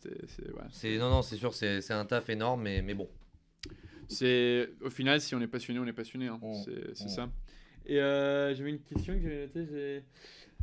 Ouais, quand on parlait. Alors, déjà, de tout ce que tu as dit, les moments les plus gratifiants, j'imagine que Hawaï, tout ça, ça rentre dedans. Mais quels ont été les moments les plus gratifiants? Ça peut être aussi derrière ton ordi dans le studio ou n'importe quoi, mais pour toi, dans ton trajet. Ouais, je pense à pas mal de moments. Oui, c'est vrai que ça a été gratifiant en effet de voyager. Et tu te dis, c'est grâce à ma musique, putain, waouh, c'était un peu le dream en fait. Ouais. En fait, c'est quand tu vis un peu tes rêves.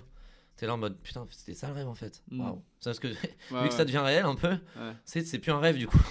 En parlant de ça, est-ce que tu as déjà aussi eu un peu ce moment où tu vois les gens danser sur ta track et tu dis il y avait un truc qui était dans ma tête, qui est sorti de ma tête, qui a été produit, maintenant c'est devenu un son et là tout le monde est en train de danser dessus. Ça me fait penser à une bonne réponse que je peux te donner. Quand le Make Me Dance là, qui est sorti, quand j'ai reçu la vidéo de Demouja qui joue le track en Belgique devant 15 000 personnes. Ah ouais. T'es là en mode. Je me rappelle, j'étais avec des potes un peu en soirée et puis je reçois un message de Tom de Disco Express. Puis je vois la vidéo, je suis là en mode. Tu sais pas trop comment réagir. Le truc, tu l'as fait émerger tout seul chez toi dans ta petite pièce et puis. Et puis bah c'est quand même tu te dis en fait c'est un peu le but, enfin sur le coup je me suis dit bah c'est pour ça que je fais ça quoi. Parce qu'il n'y a pas de plus belle fierté en fait que de voir des gens danser devant ton truc mais c'est faire ça danser les gens. Non j'ai pensé quand même à un truc j'ai eu une petite fierté de me dire là c'est quand j'ai vécu à 100% financièrement de la musique. Oui, donc en fait, avant, t'avais un autre taf j'en ai pas mal chié. Ouais. Okay. En gros, à 21 ans, j'arrête les études. Ok. T'étais en quoi? J'ai eu ma licence de musicologie. Ah, d'accord. Comme j'ai dit tout à l'heure, j'ai fait la musicologie, j'ai été au bout. Ok. Et j'ai arrêté parce que après, il fallait devenir prof au collège ou chercheur. Plus en pratique. Le problème, c'est que je me suis dit. Au collège quoi, est-ce que c'est ça que tu peux faire? Je me suis toujours laissé guider aussi par ce que je voulais faire. J'ai été assez chanceux, je sais pas si c'est une chance, mais je me suis toujours assez laissé guider quand même par ce que je voulais faire. Bah tu sais que c'est aussi du courage ça, c'est aussi courageux, ça a été dur hein, mais beaucoup de gens non c'est ça, mais c'est à sortir en dehors de ta zone de confort. C'est ça ouais. Et du coup 21 ans là je me retrouve un peu en mode comment ça se passe maintenant, parce que j'ai pas vraiment de piston, j'ai pas vraiment quelqu'un qui me dit il faut que tu fasses ça et tout. Je suis pas à Paris en plus, tu vois, je suis à Rennes. Et là qu'est-ce qui se passe? Je commence à faire plein de taf, je commence à prendre des missions d'intérim, des CDD, jusqu'à parfois être en CDI en 35 heures dans des entreprises où t'es là en mode attends là je fais que du je vois, j'ai bossé chez Darty assez longtemps et été embauché là-bas. Et t'es là en mode putain, mais là je fais 35 heures. Et en fait, si à côté t'as quelqu'un dans ta vie, qu'est-ce que tu fais en fait? Tu fais genre 9h, 18h, après tu rentres, t'es rincé. Tu vois, je voyais ma copine, tu fais à manger, puis après ça, puis c'est fini quoi. Ah, quand même, je connais ce sentiment. Donc j'avais pas le temps de prendre ma guitare ou quoi que ce soit. Donc là, ça a été un peu compliqué quand même. Après, bim, tu vois, t'arrives à faire un peu du mi-temps, mais finalement, tu gagnes moins d'argent. Donc là, t'es un peu dans la haisse, tu vois, c'est un peu compliqué. Et puis, en fait, petit à petit, j'ai fait des trucs. J'ai failli quand même abandonner plus d'une fois parce que t'es là en mode... si tu vois aussi tous tes potes qui sont en train de faire des putains d'études et toi, tu peux pas t'empêcher de te comparer. Surtout que j'étais assez scolaire, en fait. Enfin, l'école, ça marchait assez bien. J'étais assez... Ouais. Enfin, c'était assez pas facile, tu vois, je ne dirais pas ça, mais j'aurais pu. Bon, après, c'est facile de dire que j'aurais pu le faire, mais je sentais, tu vois, donc j'avais ce petit regret en moi. Putain, j'aurais pu faire les études et puis faire comme tout le monde. Ah bah derrière, je ferai un peu de musique, ou alors je fais mes études, je me sécurise et après. Mais je savais, enfin, je savais pas, mais je me disais. Ah mais bon bref, t'auras 27 ans, t'auras fini tes études, tu crois vraiment que tu vas te lancer alors que c'était pas impossible. Je préfère me dire autant le faire maintenant parce que là j'ai la niaque. Mais du coup voilà, donc j'ai enchaîné plein de taf jusqu'à avoir des premières réussites, le projet Noroi qui m'a beaucoup mis en confiance.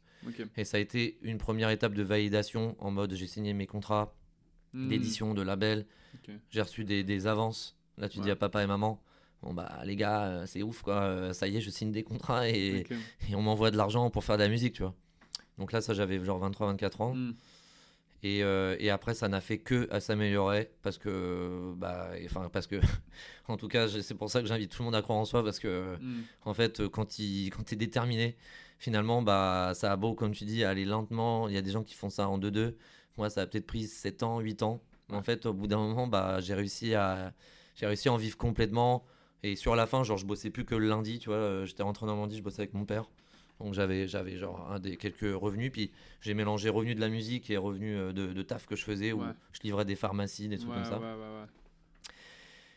Et puis il y a un moment, en plus en arrivant sur Paris, donc trop content, j'arrive sur Paris, j'ai eu l'intermittence. Donc l'intermittence, ça m'a un peu débloqué sur le côté je vis de la musique. Et puis j'ai commencé à avoir d'autres trucs, avoir d'autres revenus aussi de la SACEM, parce que je fais aussi de la musique pour plein d'artistes aussi, je suis un peu ghost producer. Okay. Je fais pas mal de trucs. Trop bien ça. Donc j'écris pour des artistes genre qui sortent de The Voice ou des trucs. Donc ça se passe assez dans la pop quand même. D'accord, ok. Je fais aussi de la musique de pub. J'ai fait un jingle qui a assez bien marché. Donc c'est des trucs qui financièrement ça permet parfois d'avoir quelques revenus. Et puis bon voilà, en tout cas c'est vrai que ça a été assez gratifiant parce que on a beau se dire je fais pas ça pour l'argent et en effet. Il faut quand même avoir de quoi se... Ça n'empêche que tu vis avec une boule au ventre parce que tu vis comme tout le monde, tu vois, tu vas faire tes grosses comme tout le monde, tu veux partir en vacances comme tout le monde, tu veux acheter des trucs comme tout le monde, et ça fait peur tout ça en fait. Et du coup, faut quand même que je m'avoue à moi-même que j'ai été content de me dire ça y est, je gagne enfin de l'argent avec la musique. Alors que je faisais pas ça pour ça, mais ça permet aussi de rassurer les parents, les machins, tu vois. Et puis d'avoir un peu, être un peu serein, quoi. Ouais. Je veux dire, être un peu serein. Être un peu anxieux tout le temps en se disant est-ce que c'est pas top. Justement, c'est un bon point à faire là. Dans tout ce parcours, l'aspect santé mentale, ça t'a affecté comment en fait? Tu te sentais comment? Est-ce que t'as eu des gros downs, des gros moments de doute? Quand tu t'es dit vas-y je vais me lancer 100% dans ça, c'était comment la transition, etc. Ça, je sais pas trop par où commencer. C'est vrai que oui, il y a eu des moments, il y a eu des hauts et des bas, ça c'est vrai. Il y a eu des moments où tu te dis en fait pas vraiment de talent, tu vois. Tu te dis, tu peux pas t'empêcher de te dire en fait là ça y est, t'as 25 ans, bon tu comprends que t'es sûrement pas un génie du truc, tu vois, alors que ça veut rien dire, mais c'est vrai que tu te compares à des gens qui à 17 ans qui sortent des prods. Je sais pas, et c'est pas de la jalousie, mais tu vois des Kongs, des petits biscuits, je prends eux comme exemple, mais non mais 100%, je pensais aussi à comment il s'appelle le mec qui a fait Animals. Martin Garrix. Voilà, oui. Mais en vrai, ils foutent le seum. Oui. Ils sont même pas majeurs et ils sont déjà en train de jouer dans ça fout le seum, t'es là en mode quel que soit le moyen dont ils en sont arrivés, tu vois. En fait, à un moment, tu respectes le succès, t'es en mode Enfin bon, t'as beau te dire, il a pris un sample, machin. Enfin, Ouais. bref, le mec, il a fait ce qu'il a Il fait. est, il est où il est. Ouais, Il a défoncé le game. Ouais, exactement. Ouais. Toi, tu te rends compte que tu le défonces pas, donc c'est quand même un peu dur. Ouais. Donc il y a tout ça à affronter, tu vois, dans cet aspect de réussite. Oui, c'est vrai qu'il y a. En fait, c'est vrai que j'ai eu de la chance. En fait, tu vois, je suis assez bien accompagné socialement. J'ai des amis en or qui m'ont toujours supporté. Je me rappelle des fois où j'ai fait des crowdfunding. C'est comme ça qu'on dit d'ailleurs. Ouais, crowdfunding, ouais. Et genre mes potes, tu vois, ils m'avaient tous donné de l'argent pour que je sorte mon album, des trucs comme ça. Ah, trop sympa ça. Enfin, ils ont toujours été là. Ma famille, ils m'ont jamais poussé à le faire, mais ils m'ont jamais empêché de le faire. Ouais. Donc en fait, ils étaient quand même là, tu vois. Et je savais qu'aussi financièrement, si je me cassais vraiment la gueule, ils allaient me récupérer. J'ai aussi quelqu'un dans ma vie qui m'a soutenu aussi pendant très longtemps. En fait, j'avais quand même aussi un background aussi social qui m'a quand même un peu cadré. Ouais. Parce que du coup, j'ai été quand même beaucoup aidé dans mes doutes. Après, ça n'empêche que voilà, faut quand même se prendre des trucs où bah ouais. Tu vois, il y a un moment, j'ai fait beaucoup de chant, j'ai voulu être chanteur. Ok. Et ça a été un peu un échec parce que tu vois, t'essaies de faire des trucs ou des émissions même de télécrochet, puis en fait t'es pas pris direct. En fait, tu te rends compte que en fait, ouais, j'ai une voix de merde en fait, tu vois, genre, tu vois, c'est plein de trucs où en fait tu te testes dans des trucs et tu te rends compte que t'es pas à l'aise, que c'est pas ouf en fait. Ouais. Et tu dis, moi, si je fais un truc, c'est pour que ce soit ouf, tu vois. Ouais, je vois très bien ce que tu veux dire. Et en fait, là, je me suis un peu rendu malheureux parce que. Il y a un moment, je me suis un peu perdu parce que tu vois, avec Nos Rois, ça a commencé un peu à marcher. Ok. Tu vois, il y a des titres quand même qui. Tu vois, aujourd'hui, on a des millions de streams, tu vois. Donc, t'es là en mode putain, moi, c'est pas mal des millions de streams, tu vois. Parce qu'en fait, c'est un peu comme tout, comme on disait tout à l'heure, c'est quand tu fais de la muscu. En fait, t'es jamais assez musclé. C'est un peu pareil, tu vois, quand tu commences peut-être à monter, à avoir des scores. Bah, t'es là, ouais, ok, j'ai 1 million de streams. Mais en fait, tu vois les mecs en ont 1 milliard, t'es là en mode, ouais, je suis. En fait, toujours plus. C'est toujours plus. Donc, j'ai commencé un peu à me rendre malade. C'est vrai qu'avec Nos Rois, je suis très fier du parcours. Mais il y a un moment, on s'est un petit peu. On s'est perdu. Parce que on a voulu que ça marche encore plus. Et on a fait des choix qui n'étaient pas artistiques. On a fait des choix en mode, les gars, chantez en français, vous allez passer en radio. Ce qu'on a fait, tu vois. Ouais. Mais en fait, derrière, c'est quoi le résultat en fait? Parce que si ça marche pas, admettons que tu as la chance que ça marche, bon, bah, c'est peut-être que tu as de. Mais bon, ça n'a pas vraiment. Enfin, tu vois, finalement, ça fait 1h30 de Paris, donc il y a eu quand même des réussites. Mais qu'est-ce qui se passe en fait? Bah, tu regardes ton tableau, enfin, tu vois, tu es là en mode, bah, c'est pas moi, ça en fait. J'en suis pas hyper fier. Tu sens un peu que tu t'es vendu, quoi. Ouais, tu vois, tu sens que tu sais, même il y a tes potes qui te disent, bah, je te reconnais pas. Ouais. Et là, ça a été un peu un moment dur où je me suis dit, bah, en fait, c'est nul ce que je suis en train de faire là, parce que. Si je fais de la musique, c'est pour me faire kiffer, tu vois. Ouais. Et c'est aussi la genèse un peu de Magnolia, où je me suis dit, en fait, là, mec, il faut que tu arrêtes de penser à tout ça, à comment faire des followers, comment des machins. Il faut que tu te reconcentres sur un truc, c'est tu fais de la musique et tu kiffes ce que tu fais. Et ça doit pas aller plus loin, tu vois. 100%. Et en fait, ça m'a libéré. Quand j'ai commencé à faire les premières pros de Magnolia, je me rappelle, on allait en Bretagne, du coup, avec les gars du live band. Et les gars, on était ensemble dans le studio, réunis autour d'une musique en mode, on savait qu'on n'allait pas marcher en radio, on savait pas trop pourquoi on le faisait, tu vois. En fait, t'es pas là en mode, je fais ça pour que ça passe en club, je fais ça pour que le DJ le joue en mode, on était juste là en mode, on fait juste un truc où on a les frissons, tu vois. Ouais, c'est the essence of the thing, c'est ça. Tu vois, c'est ça, j'avais perdu ça en fait. Okay, j'avais perdu ce côté où. Tu vois, quand j'étais dans ma chambre à 15 ans, je faisais des solos de guitare. J'avais presque les larmes aux yeux, tu vois. Ouais. Il fallait que je retrouve ça, tu vois. Faut revenir. Je relate tellement avec ce que tu dis, surtout en ce moment. Parce que pendant un grand moment, là j'ai repris un taf, tu vois, dans un cabinet d'avocat, etc. Mais pendant un grand moment, j'étais juste vraiment hyper frustré parce que j'arrivais pas avec la musique. Enfin, c'est comme si j'avais oublié à m'amuser en faisant de la musique. C'est en mode, comment j'arrive à percer, comment j'arrive à truc, j'arrive pas à avoir des dates, faut que j'envoie des labels vite. Ah, cette pression, il y avait une grosse pression, etc. J'avais oublié qu'en fait, bah, mec, Jade, t'as commencé ça parce que tu kiffais ça, parce que tu kiffes être devant le truc et juste jam. En fait, ouais, c'est ça le. Quand je me mets cette grosse pression, c'est là où c'est de la merde. Et en fait, il y a eu un soir où je me suis dit, c'est un exemple. En fait, je m'en fous de ce qui se passe. J'ai juste envie de. Genre, j'ai même pas pensé, qu'est-ce que je suis en train de faire là, c'est une track pour toi. Je me dis, j'ai même pas envie de faire de la musique. paf, j'ai pondu un truc que j'ai adoré en quelques heures, que ensuite j'ai fait signer par un label. Ça m'a rappelé en fait. Mais oui, putain, la musique, faut... Après, voilà, moi je sais que ça a résonné dans mon cœur, ce genre de réflexion. Ouais. Après, peut-être que ça. Mais ça m'a libéré dans ma vie aussi. Mais Parce que ça m'a appris aussi à me connecter au présent. Ouais. Parce qu'en fait, dans ces moments-là, tu t'es pas en train de te dire, les gars, on va s'épaire, on va machin. T'es juste en train de te dire, les gars, on fait quel accord, quoi. Ouais. Tu vois, en fait, t'es dans le présent, en fait. T'es pas en train de projeter ta musique. Ouais. T'es pas en train de, tu vois, d'écouter le master des Daft Punk en mode putain, comment ils ont fait. Ouais. T'es en train de faire ta musique. T'es en train de faire, ouais. Et en fait, ça a été presque une philosophie en mode, en fait, quand je suis en train de faire ma vie, je suis en train de faire ma vie, tu vois. Ouais. Je suis pas en train de me projeter en mode, dans 2 semaines, je ferai ça. Enfin, ça a été presque une philosophie de vie où j'ai appris à travers la musique, en fait. Mais ça, c'est hyper bien. Et tu dirais comment faire pour... tu sais comment... Et c'est un petit peu triste, mais il suffit pas juste de faire de la bonne musique. Aujourd'hui, il faut avoir une présence sur les réseaux sociaux. Combiner ça avec tout l'aspect réseau social. Bon, après, quand tu as des dates, c'est un tout petit peu plus simple parce que tu as des vidéos ça te fait du content. Ouais. Mais quand quelqu'un n'a pas de date, par exemple, il doit quand même poster, sinon l'algorithme le tège, quoi.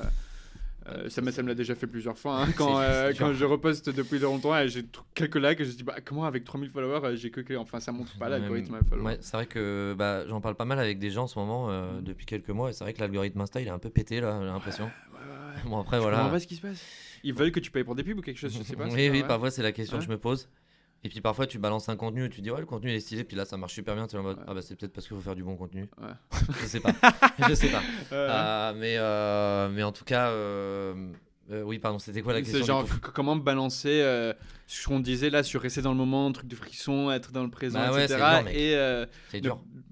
Ce truc de se projeter parce qu'il faut toujours un peu ce côté pas fake mais l'algorithme enfin tu vois c'est comme j'avais vu. Je sais pas, peut-être essayer au maximum d'être soi-même à travers ce truc un peu digital et tu vois, enfin essayer au maximum de montrer un peu ton âme et ce que tu renvoies, tu vois l'énergie que tu transpires, tu vois, essayer d'être parce qu'en fait c'est dur, t'as vite envie de te mettre en mode putain faut trop que je sois BG, enfin tu vois, t'as vite c'est ça, tu vois, t'as vite envie de te mettre dans un mode stylé.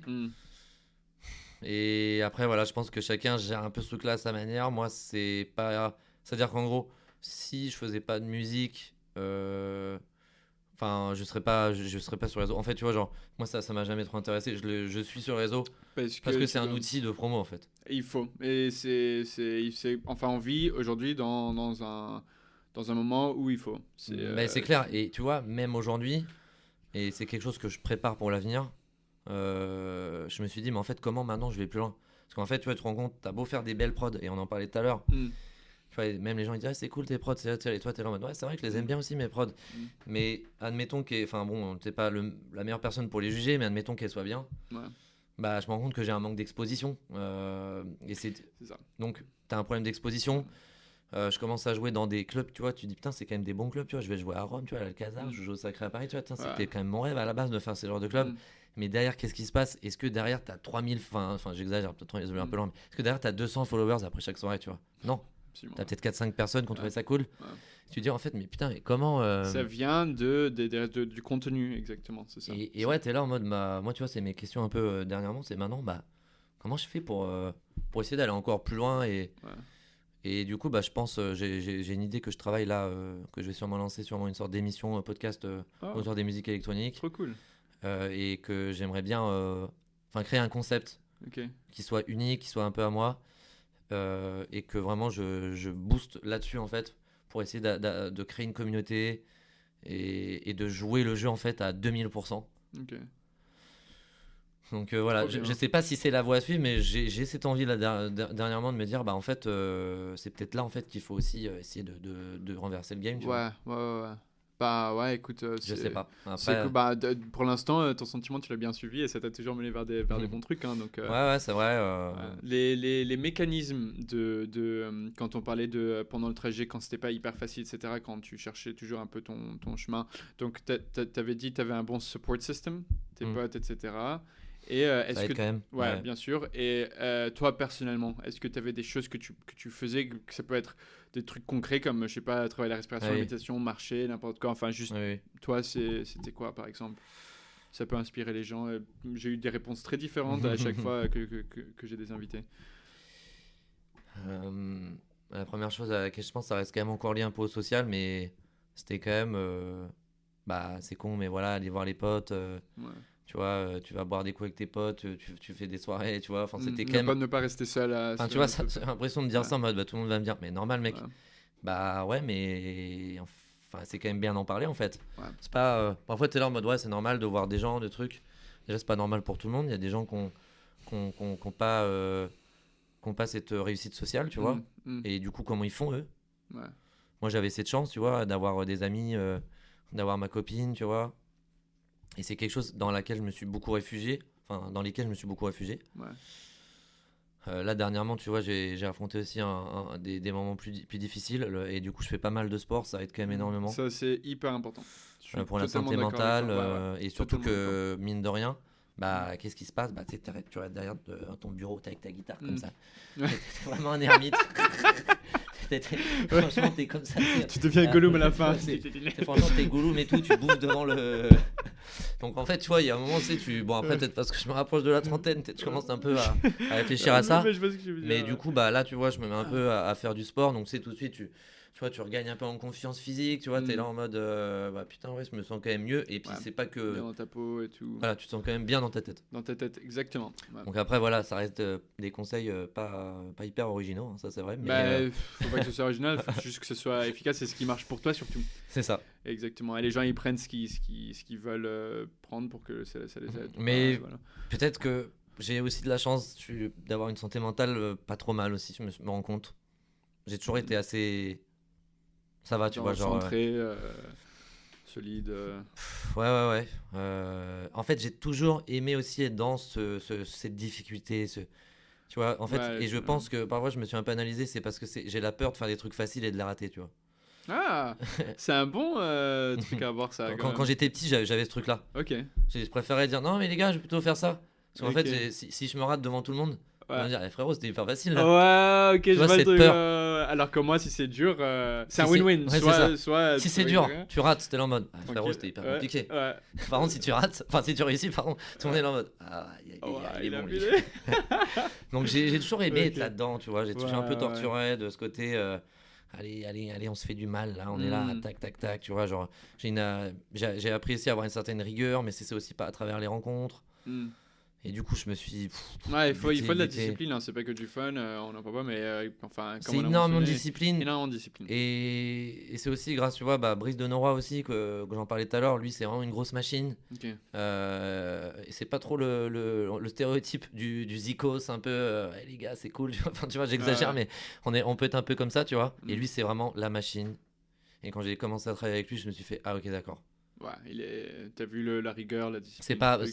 C'est des clichés et ça arrive pas tout le temps. Mais c'est pas le viens, on va fumer une clope toutes les heures, on sort du studio. Ouais. C'est pas le viens, on va boire des bières. Ouais. C'est en mode frérot, on casse la prod. Et on fait pas d'autre chose en fait. Ouais.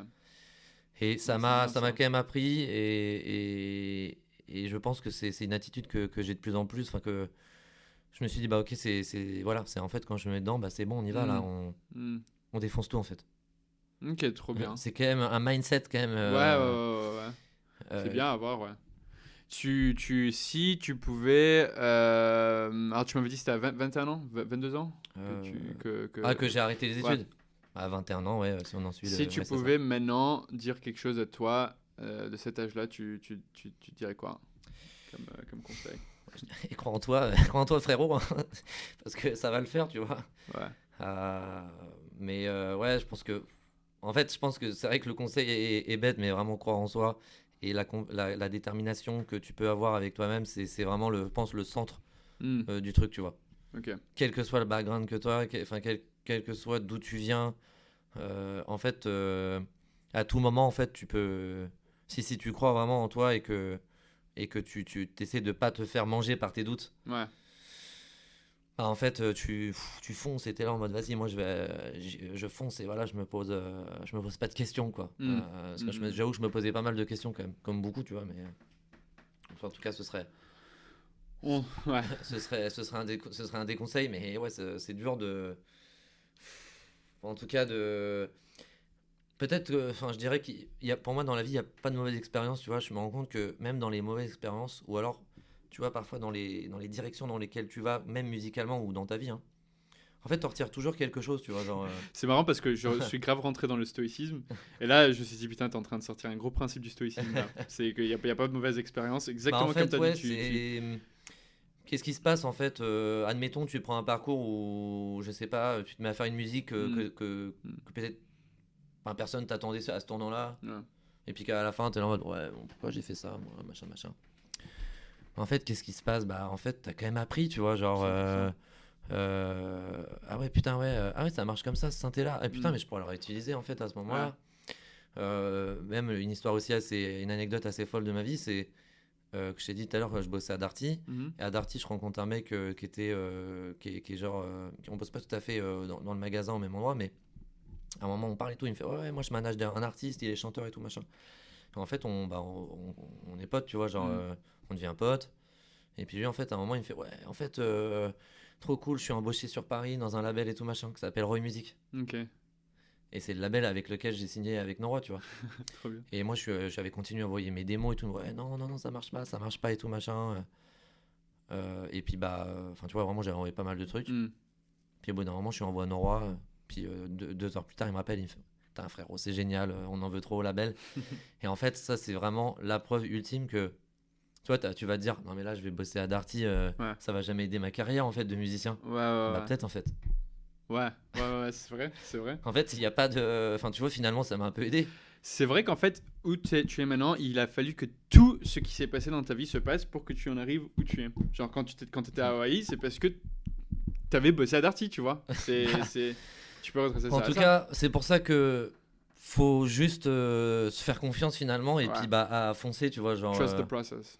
En mode, putain, non, tu vois, tu penses que ça n'a rien à voir et puis finalement... je sais pas, tu vois, ce soir j'ai pas envie de sortir. Ah putain, ouais, non, mais vas-y, viens quand même, frérot. Et puis en fait, t'arrives dans une soirée. Et puis, ah mais toi aussi, tu fais de la musique. Enfin, et en vrai, 9 soirées sur 10, ça n'arrive jamais. Mais parfois, je sais pas, ça t'arrive. Et donc, en fait, toute expérience t'enrichit aussi en tant qu'être humain, finalement. 100%. Et puis, ça mène à la personne que t'es. Et puis. Ouais, je suis d'accord. J'avais une autre question. Ah ouais, tu changerais quoi à l'industrie de la musique si tu pouvais changer quelque chose ? Ouais, c'est un peu vaste comme question. Ça. Ouais, c'est très vaste. Très vaste. Qu'est-ce que je changerais à l'industrie de la musique ? Ah, c'est pas facile. Moi, j'enlève les limiteurs à Paris. Comme ça, il y a plus de... oui, c'est vrai que ça serait pas je rigole. Mais ouais, c'est vrai que c'est hyper... Enfin, il y a beaucoup de trucs qu'on aimerait ou n'aimerait pas changer, je sais pas. Tu peux dire rien. En fait, je réfléchis en fait à comment on pourrait améliorer les choses. Ouais. C'est vrai que c'est parfois t'es un petit peu frustré par ce côté d'exposition comme on parlait tout à l'heure. Sur les réseaux sociaux, tout ça. Ouais, tu te dis. Moi, c'est vrai que je me dis en fait, t'es là en fait. T'as une bonne exposition et du coup ta musique devient bien parce que du coup tout le monde la voit, tu vois, genre parfois ça c'est vrai que c'est quelque chose, je suis un petit peu ouais, je suis d'accord avec toi. Non, c'est vrai que je pense que moi aussi ce serait quelque chose dans cette sphère là en fait, que j'avais vu marqué quelque part, en plus tagué sur un mur quelque part, et si on avait demandé à Georges Brassens son nombre de followers TikTok, je me suis posé la question, c'est vrai en fait, il aurait peut-être même pas fait de la musique, enfin, tu sais, à cette époque-là. T'imagines ce genre de musiciens, s'ils auraient percé ou pas, parce qu'ils auraient on aurait peut-être eu d'autres artistes, ouais. Ouais, aussi, ouais, c'est vrai. Ouais, non, c'est vrai que c'est marrant. Ouais. En tout cas, les époques changent, donc en fait, on change avec.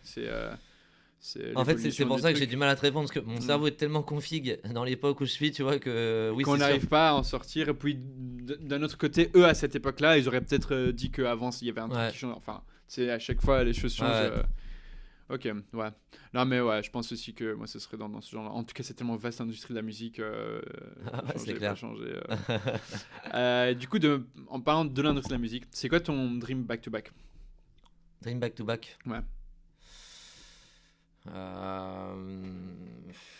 En vrai, vraiment les gros trucs, tu vois. Ouais, vas-y. Hein. Genre, quel artiste, en fait ? En vrai, c'est hyper évident, mais il faut quand même, tu vois, que je le dise parce que c'est quand même un artiste qui m'a quand même beaucoup finalement inspiré dans sa démarche. Et je sais qu'il a inspiré du coup un maximum d'artistes aussi. Mais je dirais quand même, ouais, faire un petit back-to-back avec Folamour, ça me ferait quand même bien délire. Avec Bruno. Ouais. Non, parce que tu vois, je dis son nom parce qu'il a quand même eu un impact dans ma musique. Il a quand même eu un impact dans mes rêves. Ok. En fait, je dirais que c'est quelqu'un qui a fait rêver pas mal de gens. Je dirais que c'est même quelqu'un qui a réveillé beaucoup de cœurs. Ok, c'est bien ça. Parce que... J'ai un pote qui l'adore, donc... en fait, et je sais que j'en ai parlé aussi avec pas mal de producteurs ou de gens qui étaient un peu là aussi à cette même époque. C'était pas le seul, en fait, à insuffler ce truc du... Ah mais les gars, on n'a pas besoin de jouer de la techno pour faire danser des gens. Ça a été un petit peu le messie de cette tranche de DJ. Ouais. Je pense aux gens de Pont-Neuf, tu vois, qui étaient là aussi à cette époque et qui faisaient à peu près la même chose. Et ça n'a pas été eux. Enfin, tu vois, genre Folamour, ça a pris des trucs. C'est ouf. Proportionné. Mais en tout cas, bon bah voilà, pour moi c'est presque un. Enfin, Messi c'est un grand mot, mais finalement, enfin, tu vois, il a quand même réveillé des cœurs, il a inspiré des gens. Et sa musique m'a touché, donc voilà, c'est vrai que. Ok. Voilà. Solide, tu vois. Dream gig, n'importe où dans le monde, n'importe quel venue. En vrai, mon dream, c'est de faire une boiler room un jour quand même. Ah, ça pourrait être cool. C'est vrai que j'ai pas vraiment de en plus, je t'imagine bien retourner le boiler room parce que tu sais, j'ai vu les vidéos où tu retournes le sacré. Mon rêve, c'est de faire une boiler room avec mon live band. Ah oui. Parce que en plus, j'en ai jamais trop vu des boiler rooms. C'est un bon format pour vous. En fait, parce qu'en gros, mon rêve, c'est de voir, tu vois, Robin qui est en fait à mon dos en train de regarder les gens derrière. Ouais. En fait, tu vois, vu qu'en nous on pourrait jouer à 360. Oui, c'est vrai ça. Mais vous pouvez les contacter. Mais on va en faire une. C'est vrai? Non, mais. Bah j'espère, tu sais jamais. J'y crois, mec. Ah bah oui, pareil, hein, vraiment. J'y crois à fond. Et ce serait mon rêve. Tu m'inviteras le jour où tu sais pas.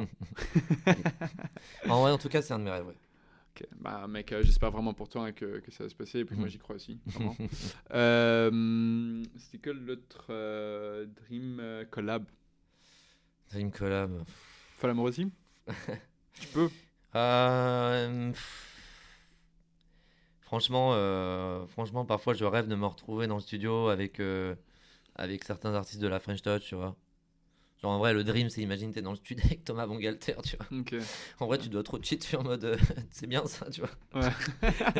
De ouf, quand t'es avec un géant, tu sais pas trop. Ouais, c'est ça, tu vois. Genre, ouais, en vrai, c'est se retrouver dans le studio avec ce genre de personnes, ça doit vraiment être fou, ouais. Ouais, produire avec des gens en fait que t'admires tellement la musique ou qui ont tellement eu un impact sur la musique que t'aimes. Ouais, c'est vrai que ça doit être complètement malade. Ça fait un full circle moment 100%. Ouais. Non, je suis d'accord avec toi. Et puis on ne sait jamais, hein. Ne dis jamais. Non, mais c'est clair. Un jour. C'est clair que. C'est clair que c'est. Moi, tu vois, à traverser mon parcours de ghost producer, je me suis retrouvé à. Enfin, c'était pas tout à fait dans les musiques électroniques, mais je me suis retrouvé avec des gens qui avaient fait des hits en France, tu vois, dans la pop. Et t'es là en mode. C'est quand même des brutes, tu vois, finalement, des gens qui sont derrière des gros tubes. Et ça, c'est cool, tu vois, de rencontrer des gens comme ça. T'es dans le sud avec eux, tu joues le ballon un peu avec eux, tu vois. Ouais. C'est assez passionnant, ça te pousse aussi vers le haut. Ouais. Et à la fois, je me suis retrouvé dans le studio, tu sais, parfois aussi avec des gens qui savent pas faire de prod, qui n'ont pas vraiment cette habitude de composition. Et en fait, tu prends un autre rôle et la musique que tu peux en sortir peut être aussi bien en fait parce que tu peux te nourrir de la sensibilité de la personne. Ouais, je vois ce que tu veux dire. Je vois très bien ce que tu veux dire. Donc c'est ça qui est assez marrant finalement dans le processus créatif où parfois je me retrouve avec des gens, ils sont là, vas-y, non, mettez le son et tout machin. Et en fait, ah ouais, d'accord, putain, puis en fait, on peut faire un truc énorme alors que la personne n'a jamais fait de prod à côté de moi. Ouais. Et à l'inverse, tu vois, t'es avec des grosses machines, des gens qui pètent des prods. Et ça se trouve, ce que tu vas faire est moins bien, enfin, tu vois. Ouais, ça dépend vraiment, mais je vois très bien le truc. Bon, on va passer au segment fun.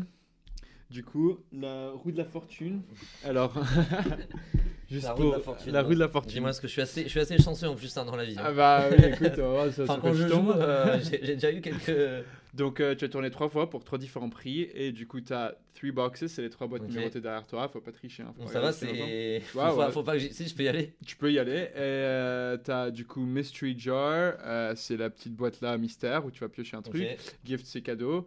Bonbon, c'est bonbon. 10 euros de donation et 5 euros de donation respectivement à la charité de ton choix. Et ouais, c'est tout. Donc, vas-y, tu peux y aller. Ok. À toi de jouer. Bon, bah, ouais, c'est parti. Ouais, tu peux y aller. Ah, ça va, c'est assez solide. Ah, ouais. Et 3 boîtes. Vas-y, faisons-y une. Ok. Bon, bah, allez, hein, celle du milieu. Hein. Vas-y. Bah, je peux regarder ce qu'il y a dedans? Bah oui, bien sûr. T'as eu quoi? Il y a des petites friandises dedans. Bon, bah voilà. Ok. Bon, bah allez, vas-y, encore à toi. Un peu de sucre. Allez, let's go.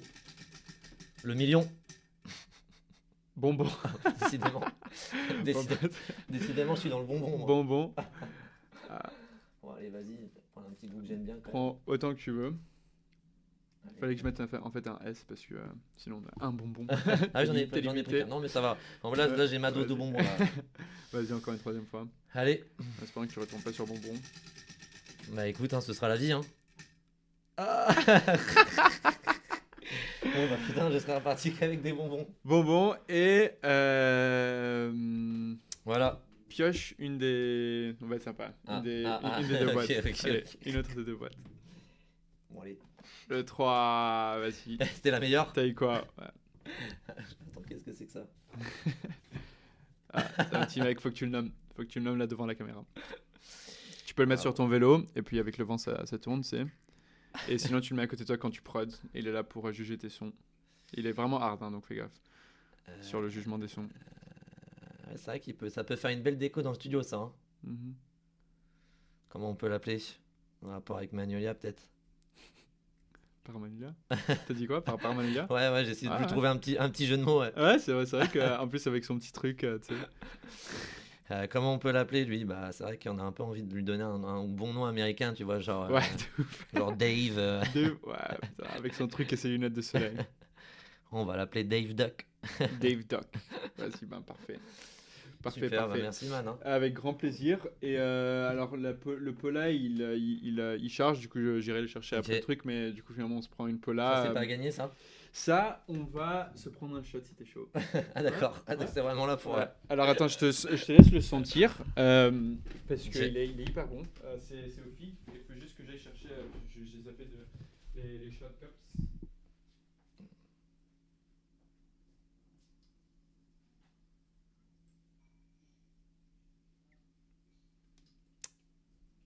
Je cherche le peu en même temps.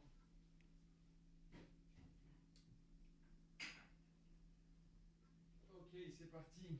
Où est-ce que tu nous as trouvé ça? Alors ça c'est de la rakia et ça vient de la Croatie quand j'étais avec des potes. D'accord, j'avoue que j'ai essayé de deviner d'où ça venait parce que vraiment c'est... Ouais mais c'est bon non, ça sent bon. En plus c'est pas hyper fort. Ah j'ai pas senti d'ailleurs, oui, pardon. J'ai regardé la bouteille. Ouais parce que tu peux y aller fort. Hein.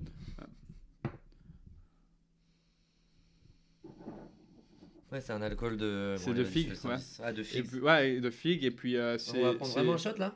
On peut déguster, hein. On peut déguster, ouais, parce que si c'est pas très fort, c'est pas comme de la vodka ou comme quelque chose d'autre. Mais du coup... Oui, j'ai vu, ça à 27%. Ouais, exactement. Du coup, bon, Magnolia et à go tempo. Allez, à go tempo.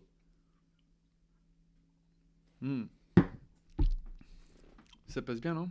Il y a un petit goût sucré et c'est pas hyper dur. Là, le matin à 7h... non. Ça va, il est presque l'heure de la période. Je sais pas quelle heure il est, mais. 20h moins 4. Ah bah ça va, on n'est pas un samedi soir. Tu sais quoi, je me sens un peu free, enfin, joueur aujourd'hui. Je suis sûr que tu pioches un petit papier. Tu veux que je prenne un petit papier? Ouais, vas-y. Pourquoi pas? Ouais, c'est vrai qu'on a même pas fait ça. Bah, ouais. Au moins, on aura tout fait. Tac. Ça va être la question piège, ça, je le sens.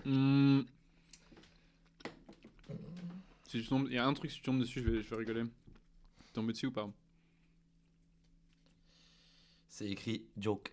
Ah, ok, parce qu'il y avait bonbon. Du coup, ça, j'aurais rigolé si t'avais eu encore. Faut que tu racontes une blague. Maintenant, vite, voilà. Pression. Une blague. Mhm. Putain, je suis très mauvais pour raconter des blagues en plus. Alors que je raconte beaucoup de blagues, mais tu vois, j'ai pas de blague en mode j'en ai pas une qui me vient là. Attends, je vais quand même réfléchir en buvant ces petits trucs. Justement, j'adore mettre les gens sur le spot comme ça. Et finalement, on me sort une blague de carambar de merde ou un truc comme ça, mais ça me fait tout autant rire. Tu sais que en plus, je cherche, mais je crois que j'en ai même pas une qui me vient là. En plus, je suis très, très, très. Enfin, je suis pas très amateur de ces blagues. Mais j'aimerais quand même respecter le. Donc, n'importe quoi, même si c'est une blague, merde, Toto, je sais pas quoi. Il faut que t'en racontes une maintenant. Putain, merde. Oh merde, je tombe là-dessus. Je savais que ça allait être la question piège. Oh ma poule, je suis pas inspiré. Merde. Une blague.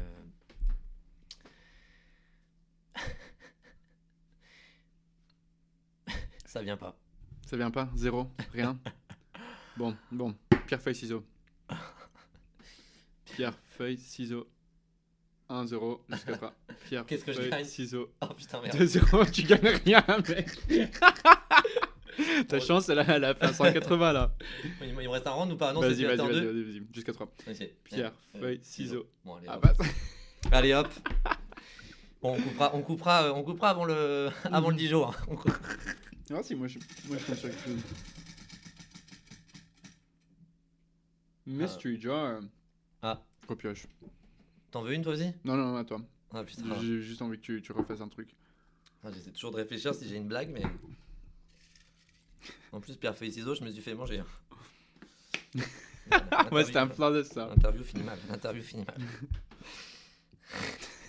T'as envie que je tombe sur ton truc?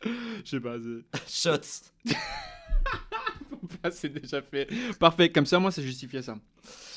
Donc là, je dois faire un shot ou. Non, c'est bon, on est en train de le boire. Mais comme ça, rétroactivement, c'est justifié qu'on s'ait pris ça. Ah oui. Ah bah tu pourras refaire le montage peut-être. Tu vois? Ouais, ou même. Shots, ah bah du coup, faut qu'on prenne un truc. Faut. Ouais. Bon, ça t'évitera de faire tu. Je le truc. Voilà, bon, en tout cas, merci. Hein. Avec grand plaisir. Est-ce que tu peux ouvrir là c'est pas fini? Non, c'est pas fini. Là, t'as un mec qui te saute dessus, tu sais.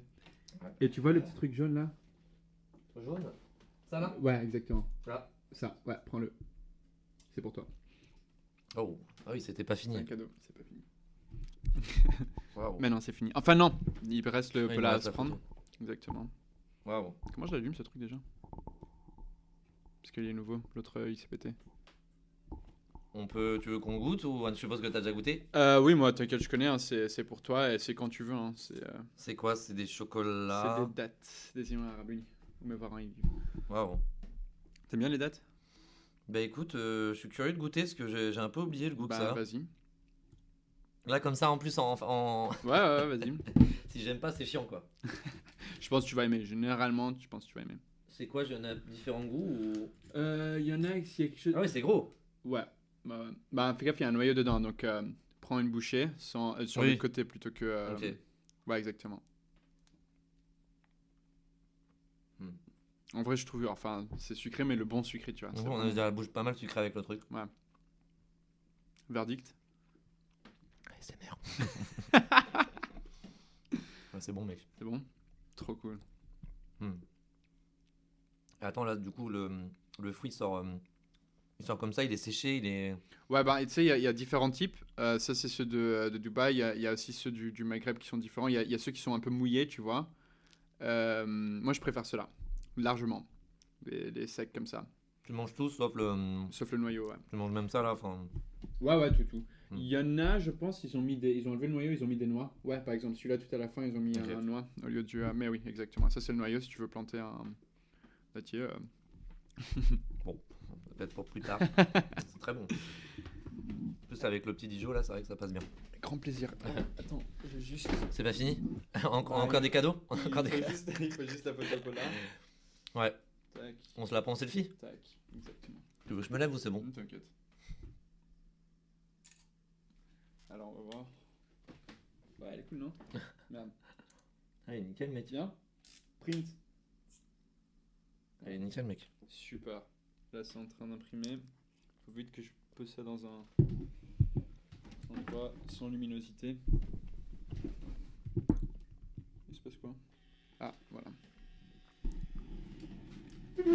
Cool.